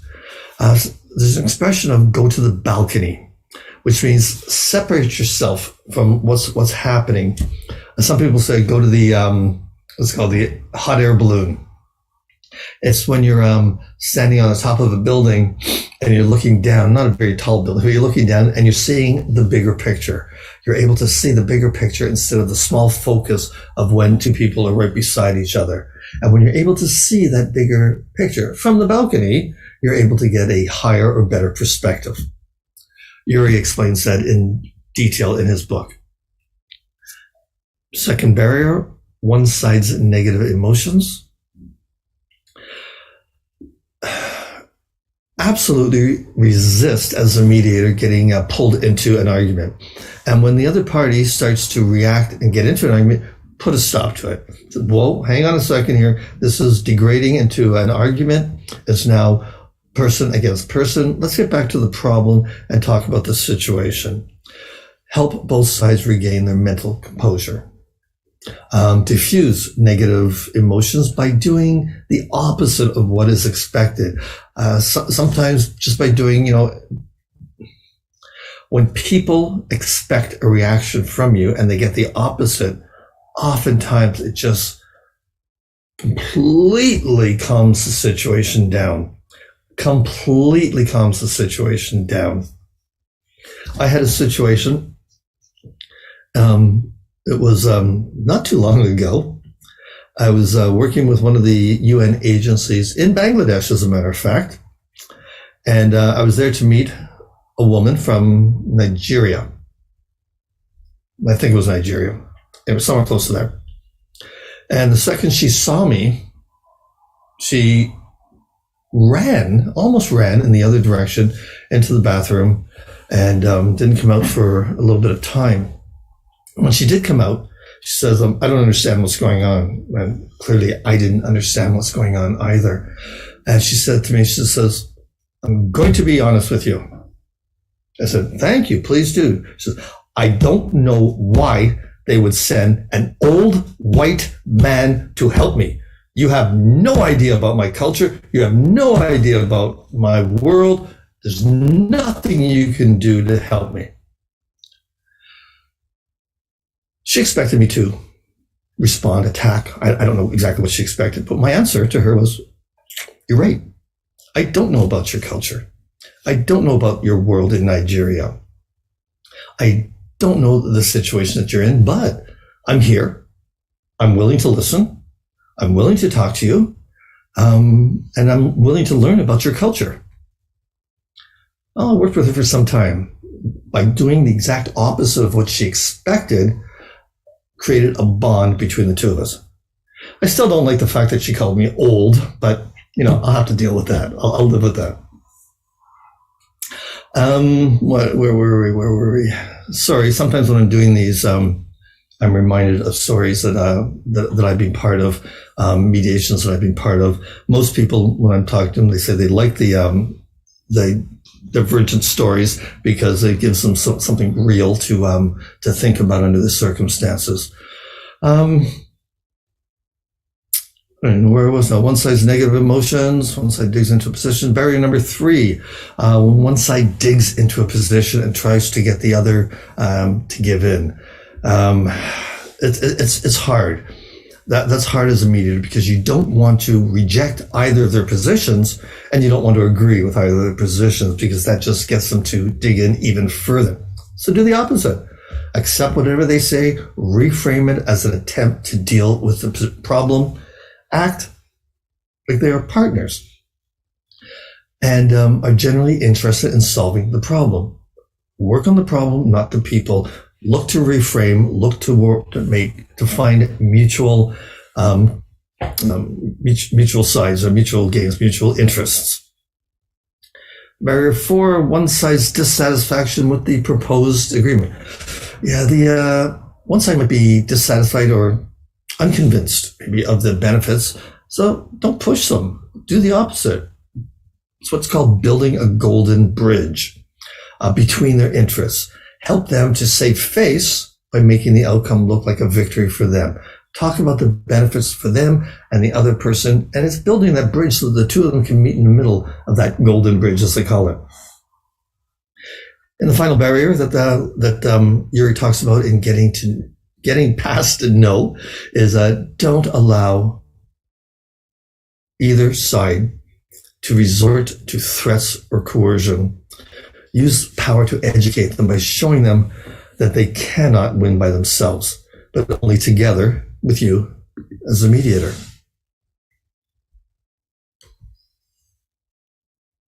Five key takeaways. I like numbers with getting past no. Don't react, go to the balcony.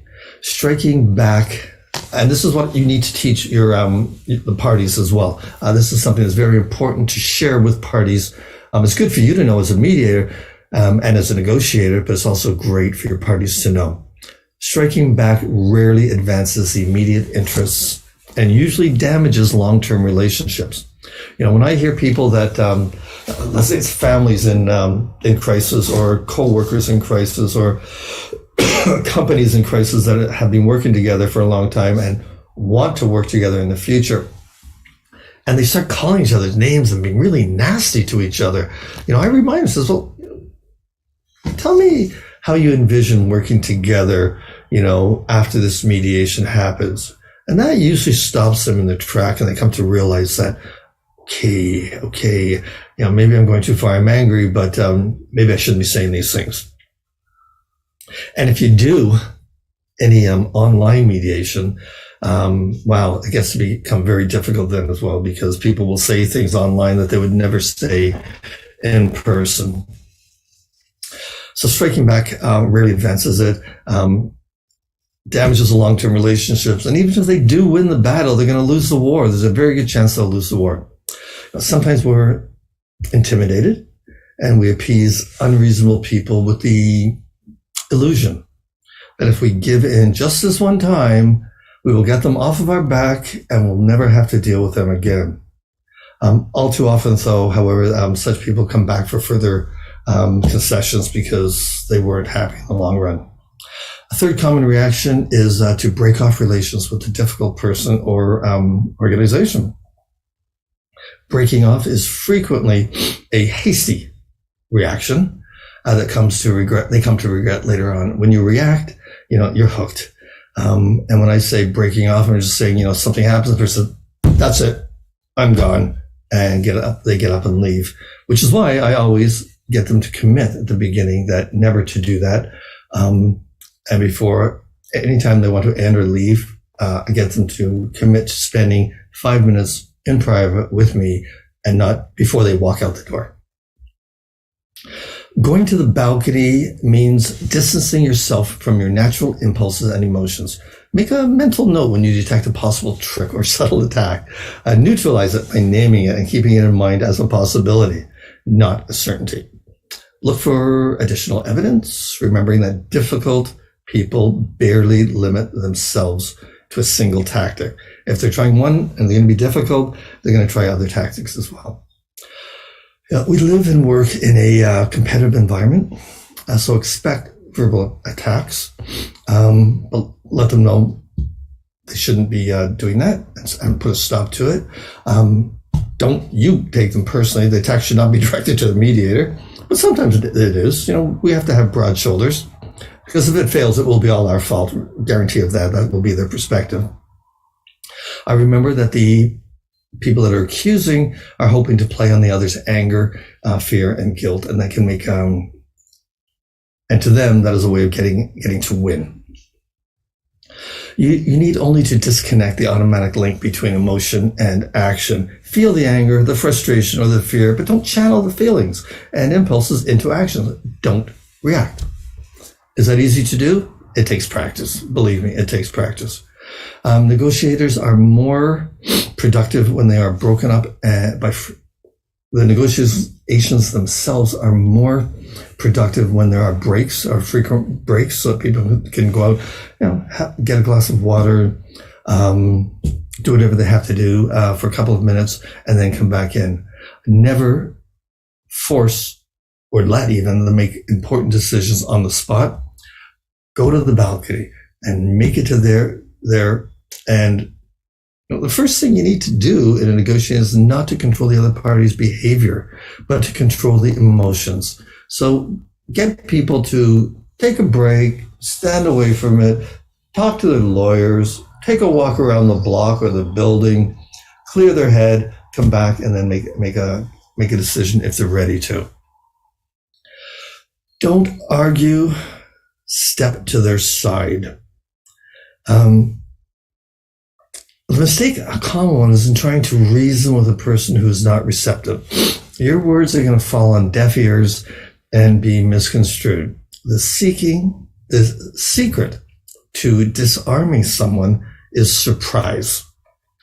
To disarm one person, you need to do the opposite of what they expect. And I've said that. Stepping into their side, over to their side, means doing three things: listening, acknowledging, and agreeing. Agreeing.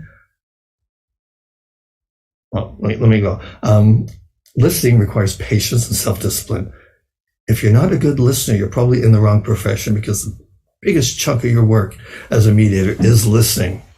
Instead of reacting immediately or plotting the next step, you have to remain focused on what the party is saying. And I have to stress this to people all the time. I tell them that listening does not mean sitting there waiting for your turn to talk.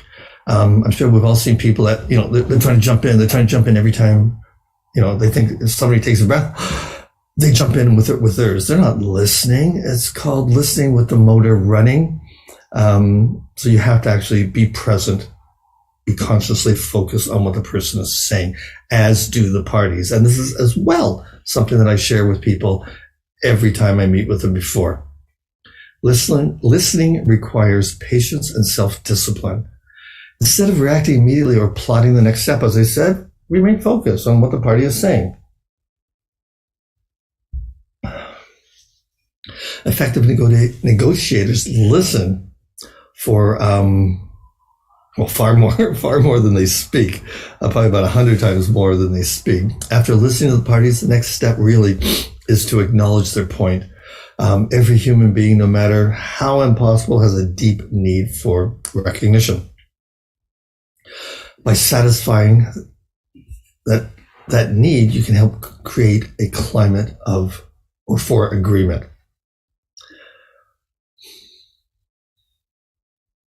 If someone says something that you disagree with, 99%, acknowledge the 1%. If you do agree with something, even a tiny bit, acknowledge that. It's too easy to attack the negative. It's too easy to disagree with people. Urey pushes in his book, Getting Past No, which is written for everybody, not just mediators, don't forget, how you need to find anything at all that the person is saying that you can agree with before you disagree with everything else. It's also when they're talking interest, two people are talking interest, and you're there listening to them, look for anything common. Anything at all that they say is common. If somebody says fairness, or, let's go back to that magazine, reputation. The magazine has a reputation. He doesn't want the person who paid for the ad to be talking to all of his friends about, all of his colleagues about how bad a deal he got and how this magazine ripped him off, stole money from him. And the other person saying that, yeah, but, it was all pink, or instead of being black, and it was just off of, it makes us look stupid when we see the ad. Reputation. Find areas that are important to both sides and focus on that common interest. Very, very important. Probably one of the most important words, other than I'm sorry, is yes. Kind of a magic word. It allows, it's a powerful tool for disarming the other side. Just watch the reactions when one person says yes to the other person. You see them physically go, wow, I wasn't expecting that. Look for occasions or look for questions that you can ask the parties that you're pretty sure they're going to say yes to. That will also help. If they're just, battling back and forth, and you jump in and talk about a common idea. So, sounds to me like you're both interested in maintaining your good reputation. Yes. Okay. So we have found something, that we agree on, and it brings them that much closer.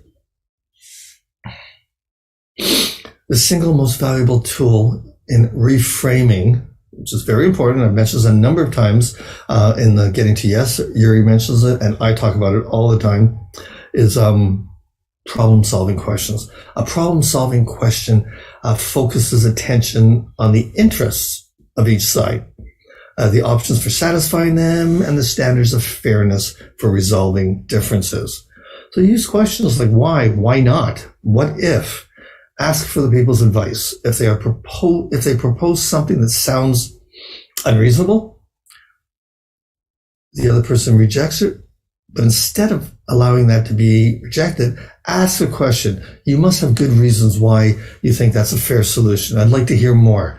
So you're getting one of the parties to share with them their interests to the other party. Don't push, build them a golden bridge. I talked about that already. Now, one side may reject a proposal simply because it wasn't their idea. There's unmet interest. You may be overlooking one of the party's basic interests. Fear of losing face, very important in negotiations. No one wants to look bad to his or her constituents. Too much, too fast. Things just went so quickly that people aren't ready to commit. And the parties may resist because the prospect of agreeing appears overwhelming to them. One of the most common negotiation tactics is for one party or worse, for the mediator to announce that they have found the solution to the problem. The simplest, the simplest way to involve both parties is to ask for their ideas. As was mentioned earlier, sometimes we have to nudge a little bit. You have to delete 3 common assumptions. That one side is irrational and can't be satisfied. Get that out of your head, because it's too easy to jump to that conclusion. That that all they basically want is money. Not always the case. Sometimes it is, but most cases that I've dealt with, it's not all about money. Respect, trust, fairness, these are the key items, key interests that people want. And that their needs can't be met without undermining the others. Very important. By moving progressively from the easier to the more difficult issues, you can often get both sides into the habit of saying yes, and show them that agreement is possible. If you start with the little things, and are able to start getting some agreement, remember, these 2 people have probably not agreed on anything since this conflict began. They're now starting to agree, and it can be contagious. They can start agreeing more and more and more, and then get to the bigger items and still continue. I talked about the bridge. How do you build a golden bridge? Well, you involve both sides in crafting an agreement. Look beyond their tangible needs, such as money, to address some more intangible needs, such as recognition, autonomy, fairness, trust, value, and that sort of thing. Help them save face as they back away from their initial position. Find a way for them to present the agreement to their constituents or their boss or their partners, whatever it happens to be, as a victory. Go slow to go fast. Guide them step by step along the bridge. Don't escalate. Use power to educate. If they won't go across the golden bridge, then you need to make it as hard as possible for them to say no. Yet the harder you make it for them to say no, the harder you make it for them to say yes as well. So you have to be cautious there. That is a power paradox. Use your power to educate both sides to see that the only way for them to win is for them both to win together. Act as if they have a simple, miscalculated how best to achieve their interests. A threat appears sometimes subjective and confrontational, while a warning may appear objective and respectful. The more restraint that you exercise, the less negative the party's reaction is likely to be. Counterattacking, however, will often result in a futile confrontation. So try to restrict counterattacks or even attacks as much as possible. The more effective approach is to neutralize the confrontation or neutralize the attacks without striking back, and teaching the parties not to do that. For every ounce of power that you use, you need to add an ounce of conciliation as well, because you're not there to control things. You're there to control the process, not the people. You need to design an argument that induces the other or both sides to keep their word. You don't need to act disrespectful by any means, and the party should never be disrespectful, but act independently of trust. And by building trust, that's how you get and gain the trust of the people. And without trust, you'll never get a resolution. With trust, you have a very good chance of helping them to resolve. And be generous. Be generous at the end. Resist the natural temptation to let them fight over the last crumb that they're talking about. I mean, it's very easy for people to do that. There's a few things left, so let's just fight over these crumbs, and sometimes that can take a lot more time than the big items. 3, we're almost done. 3 reality testing questions, and these are ones that I ask a lot. Give thought to these simple questions and use them frequently. What do you think will happen if we don't agree? When I say we, I'm really meaning the parties. But I often include myself and say we, but I'm meaning they. What do you think I will do? What do you think the other person will do? What do you think you will do, if this doesn't resolve? Good questions to allow people to start thinking about the future. So I told you at the beginning that at the end I would give you eight questions or 9 that almost guarantee an insightful response. And here they are, because we are pretty much at the end. I call them the Peach BFVs: perspective, expectations, assumptions, concerns, hopes, beliefs, fears, and values. All of these are key words in questions that you can ask people in almost any given situation. Let me use this course for an example. What are your priorities when you decided to take this course? After taking this course, what perspective do you have with regards to mediation? What expectations did you have before taking this course? What assumptions did you make when you heard that an English-speaking person from Madrid will be teaching, speaking with you for 2 hours? What concerns did you have when it was going to be 2 hours of English? What hopes did you have, what do you hope to achieve by taking this course? Which of your beliefs or values or fears were challenged during this course, and how did you address them? In a conflict, same questions. In a mediation or in a caucus. So tell me about your priorities today. Tell me about your perspective on this issue. What happened? And give me a more detailed explanation. What do you expect to achieve in the mediation? What assumptions have you made about the other party? What concerns do you have about sitting in the same room as the person you've been in conflict with for the last 2 years? What do you hope to achieve today that will help you return and start working with him, tomorrow? How many of your beliefs have been challenged in this mediation? What do you fear about sitting in the same room with this other individual? What do you fear if you don't resolve things in the mediation and you return to work with the other individuals? Which of your values have been impacted?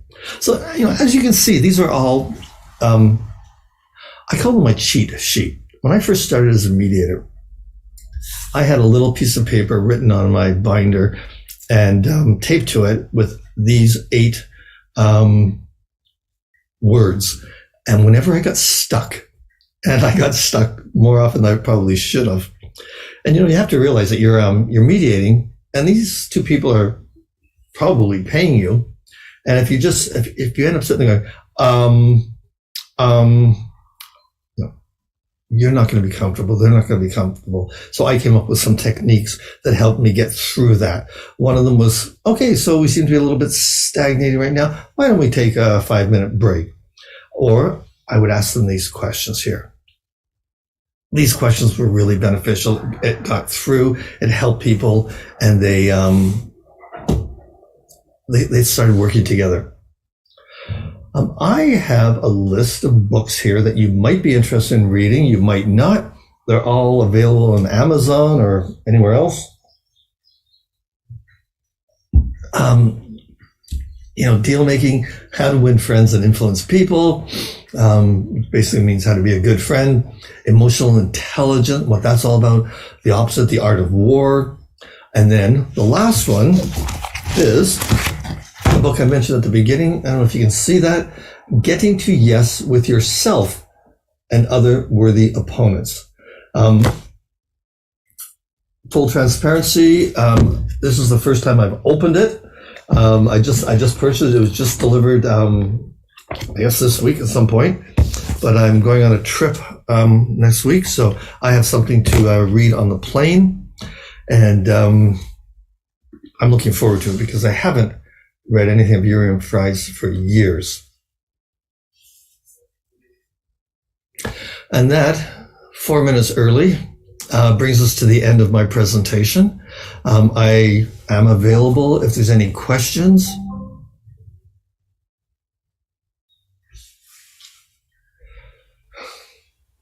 I have a question. Please. I have a question. This is Mohammad Jakaria, Joint Districts Bhola. Thank you. Please go ahead. Thank you. Thank you, Mr. President. I have a question again in respect of getting to yes. Mm-hmm. You have explained a lot in respect of getting to yes. You have explained that there are many tools about getting to yes. These are no bargaining, separating from problems, focusing on interest, invent options for mutual gain. Here I would like to know about the tool no bargaining. You have explained that there are 3 tools in respect of no bargaining. There would be no argument, there would be no answer, and there is an alternative, that is principled negotiation. And there are 2 questions. I would like to know that what are the main features or the ingredients of the principled negotiation, where you have said that there is no argument, there will be no answer. So what are the features about the principled negotiation? I want to know that. What are the main features or ingredients of the principled negotiation? Thank you, Mr. President. Okay. All right. Thank you. When I said there's no bargaining, what I was saying is not to bargain over positions. Bargain over your interest, but focus on the interest. Don't sit there negotiating on the position. I think the example I gave was I went to my boss. I told him I wanted $100 more a week. He said, I don't have any money. I said, I need $100. He says, Kevin, I have no money. I can't give you any more. We have a union. I'm not allowed to pay you any more. I said, but I need 100. He goes, Kevin, I have no money. Okay, give me 90. Kevin, how many times I don't have any money? 0. So I'm bargaining there over my position, my $100 a week. Then he's a smart boss. He says, what do you need? Why 100, Kevin? Why not 1,000? Why not 50? Why 100? So because my wife lost her job, she's I don't know, she's a secretary. She lost her job. She doesn't have a job. And my teenage kids, they used to have work at doing grounds work, and they can't get that work this year for whatever reason. So I've got all these extra expenses. So my boss says, well, hey, we have a secretary's job position available, and we need somebody to clean to do the work on the yards and everything else. So as soon as we switch from position, $100, we go to interest and we start to negotiate on our interest.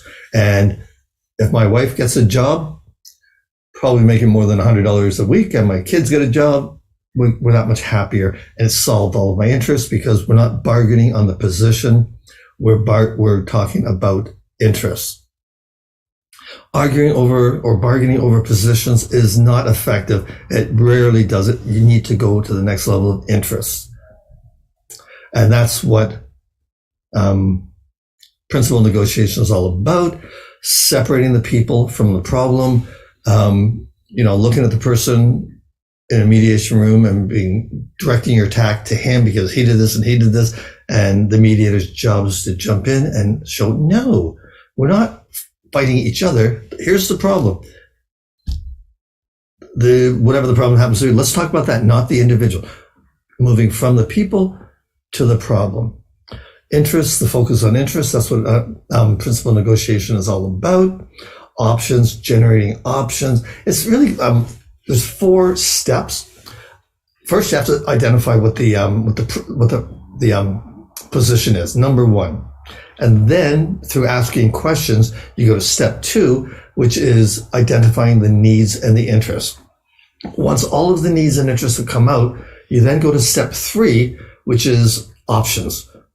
Look at all of the options, put them all down, brainstorm, write all the options down on paper, both sides, start to look at which options are mutual, and then you get to start looking at coming up with some sort of an agreement.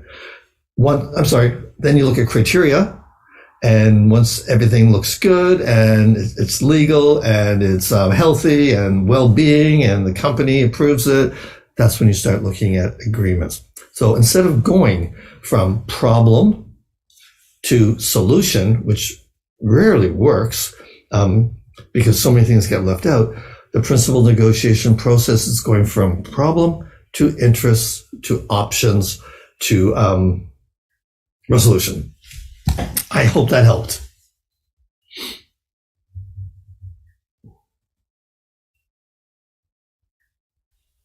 Thank you.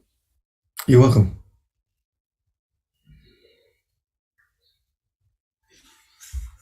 Any other questions? CJ Bhola has his hand up. Maybe he wants to ask something. Please, I don't. Sure. Thank you. Yes. Thank you, sir. Thank you, sir. You're welcome. Thank you, Kevin, for your nice presentation. You have used the terms, use your power to bring the other side on the table. So what do you mean by the word power? What could be the power to bring the other side into the table? Showing the individual the benefits of collaboration. Showing the other side who is reluctant to even come to the table that there are benefits in mediating. There are benefits in collaboration. Showing them the benefit of going up the golden bridge so that they can work together and have a win-win for both sides. That's what I meant by power. And thank you so much for that, because, the word power, or thank you so much for your question. The word power can have many different meanings. And I'm not talking about banging your gavel and telling them all to stop talking.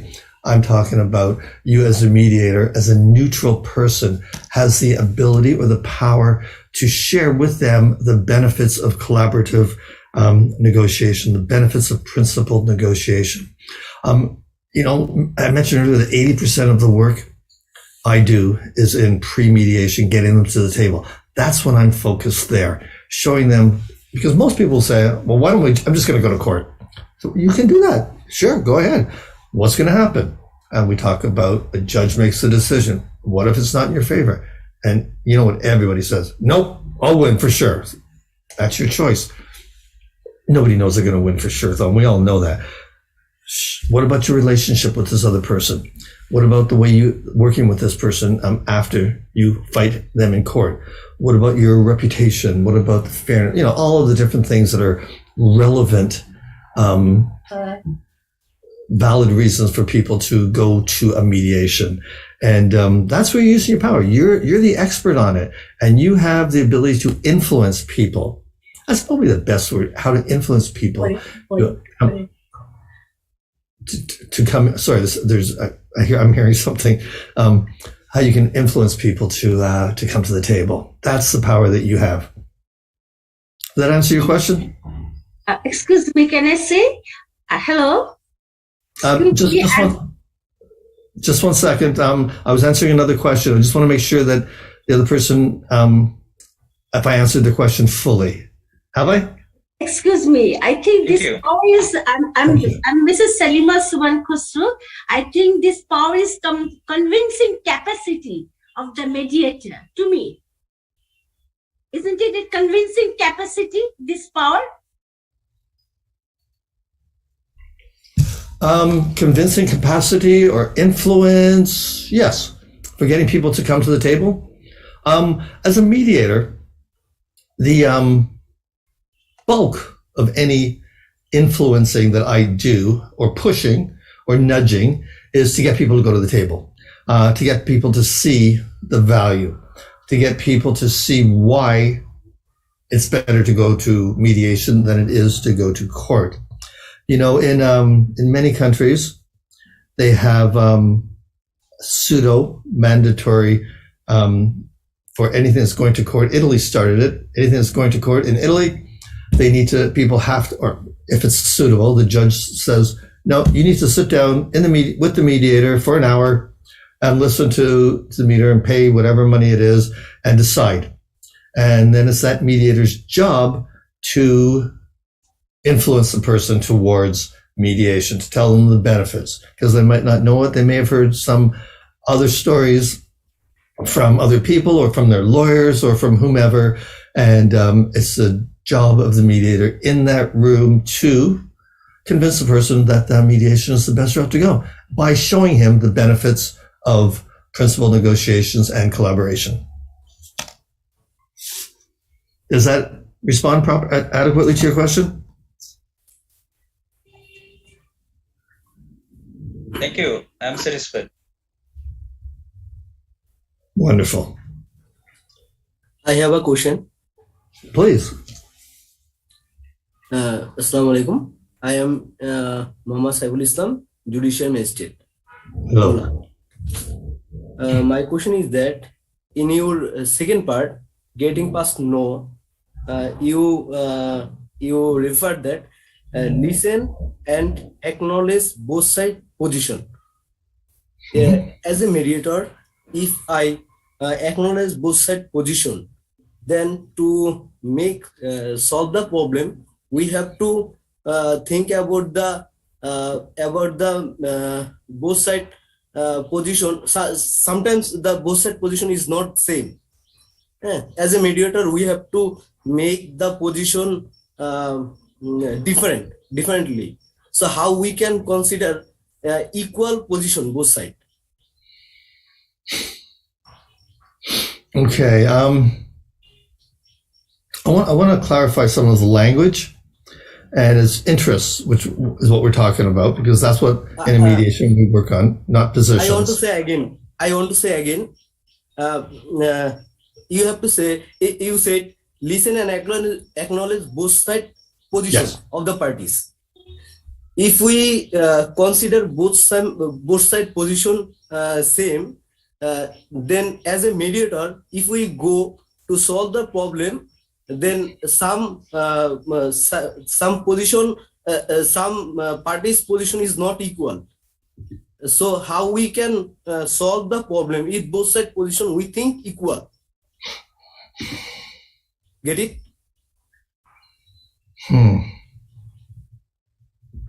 I am having difficulty with it. Most people, I think not always. No. Kevin, if I may, I think there is some confusion. It is not a question of acknowledging both sides' position and making them equal. You are only listening to their position to be able to decide where they each of them are. And then you move quickly on to their interests. Because the position is one thing. Position is what they will want to hold on to. But you want to move them to their interests so that you can solve the problem according to their interests.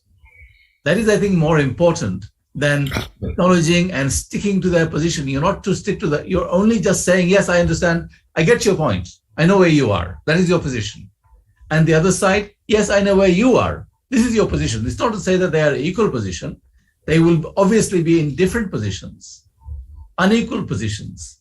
But you're only watching, asking, finding out what is their position so that you move on to the next stage, which is find out what is each of their interest.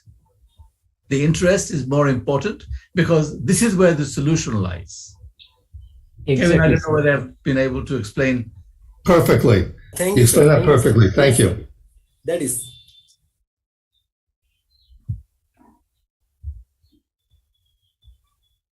The only thing I'd want to add is that acknowledging what somebody is saying is not necessarily agreeing with it. I acknowledge almost everything I can remember to acknowledge in a mediation, and I will paraphrase and I will summarize it because I want the people to know that they've been heard. That doesn't mean I agree with it, or that certainly doesn't mean that I'm saying they're right. And they learn that very quickly in the process, because when I'm acknowledging something, I'm doing it for a couple of reasons. Party A says something, and party B is supposed to be listening. Sometimes they're formulating their thoughts. Other times they're writing notes about what they're going to say. But they say it, so then I will acknowledge and tell them what I heard, giving them the opportunity to correct if I made a mistake, and also at the same time letting the other party hear it one more time so that they know. I have heard people apologize, and the other person was so busy thinking about what they're going to say, they missed the apology. And so I'll just repeat it, saying, so what I heard you say was that you're sorry that this has happened and that it's gotten to this point, and that your relationship with so-and-so has been damaged by this. And the person going, when did he say that? So a lot of value there. I know we're out of time. I don't know what you have next, if your day's over or if you have something else going on, but are there any additional questions?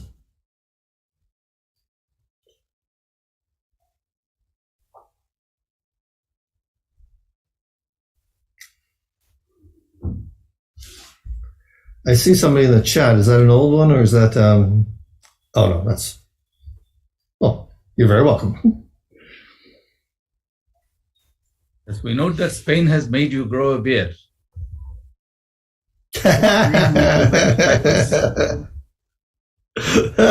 Yes, it has. I actually had one just before COVID, and I shaved it off because wearing the masks, I was told, weren't as effective with a beard. And now I've just decided that I was going to go back to the beard again. Yes. Yeah, I tend to do it in the winter.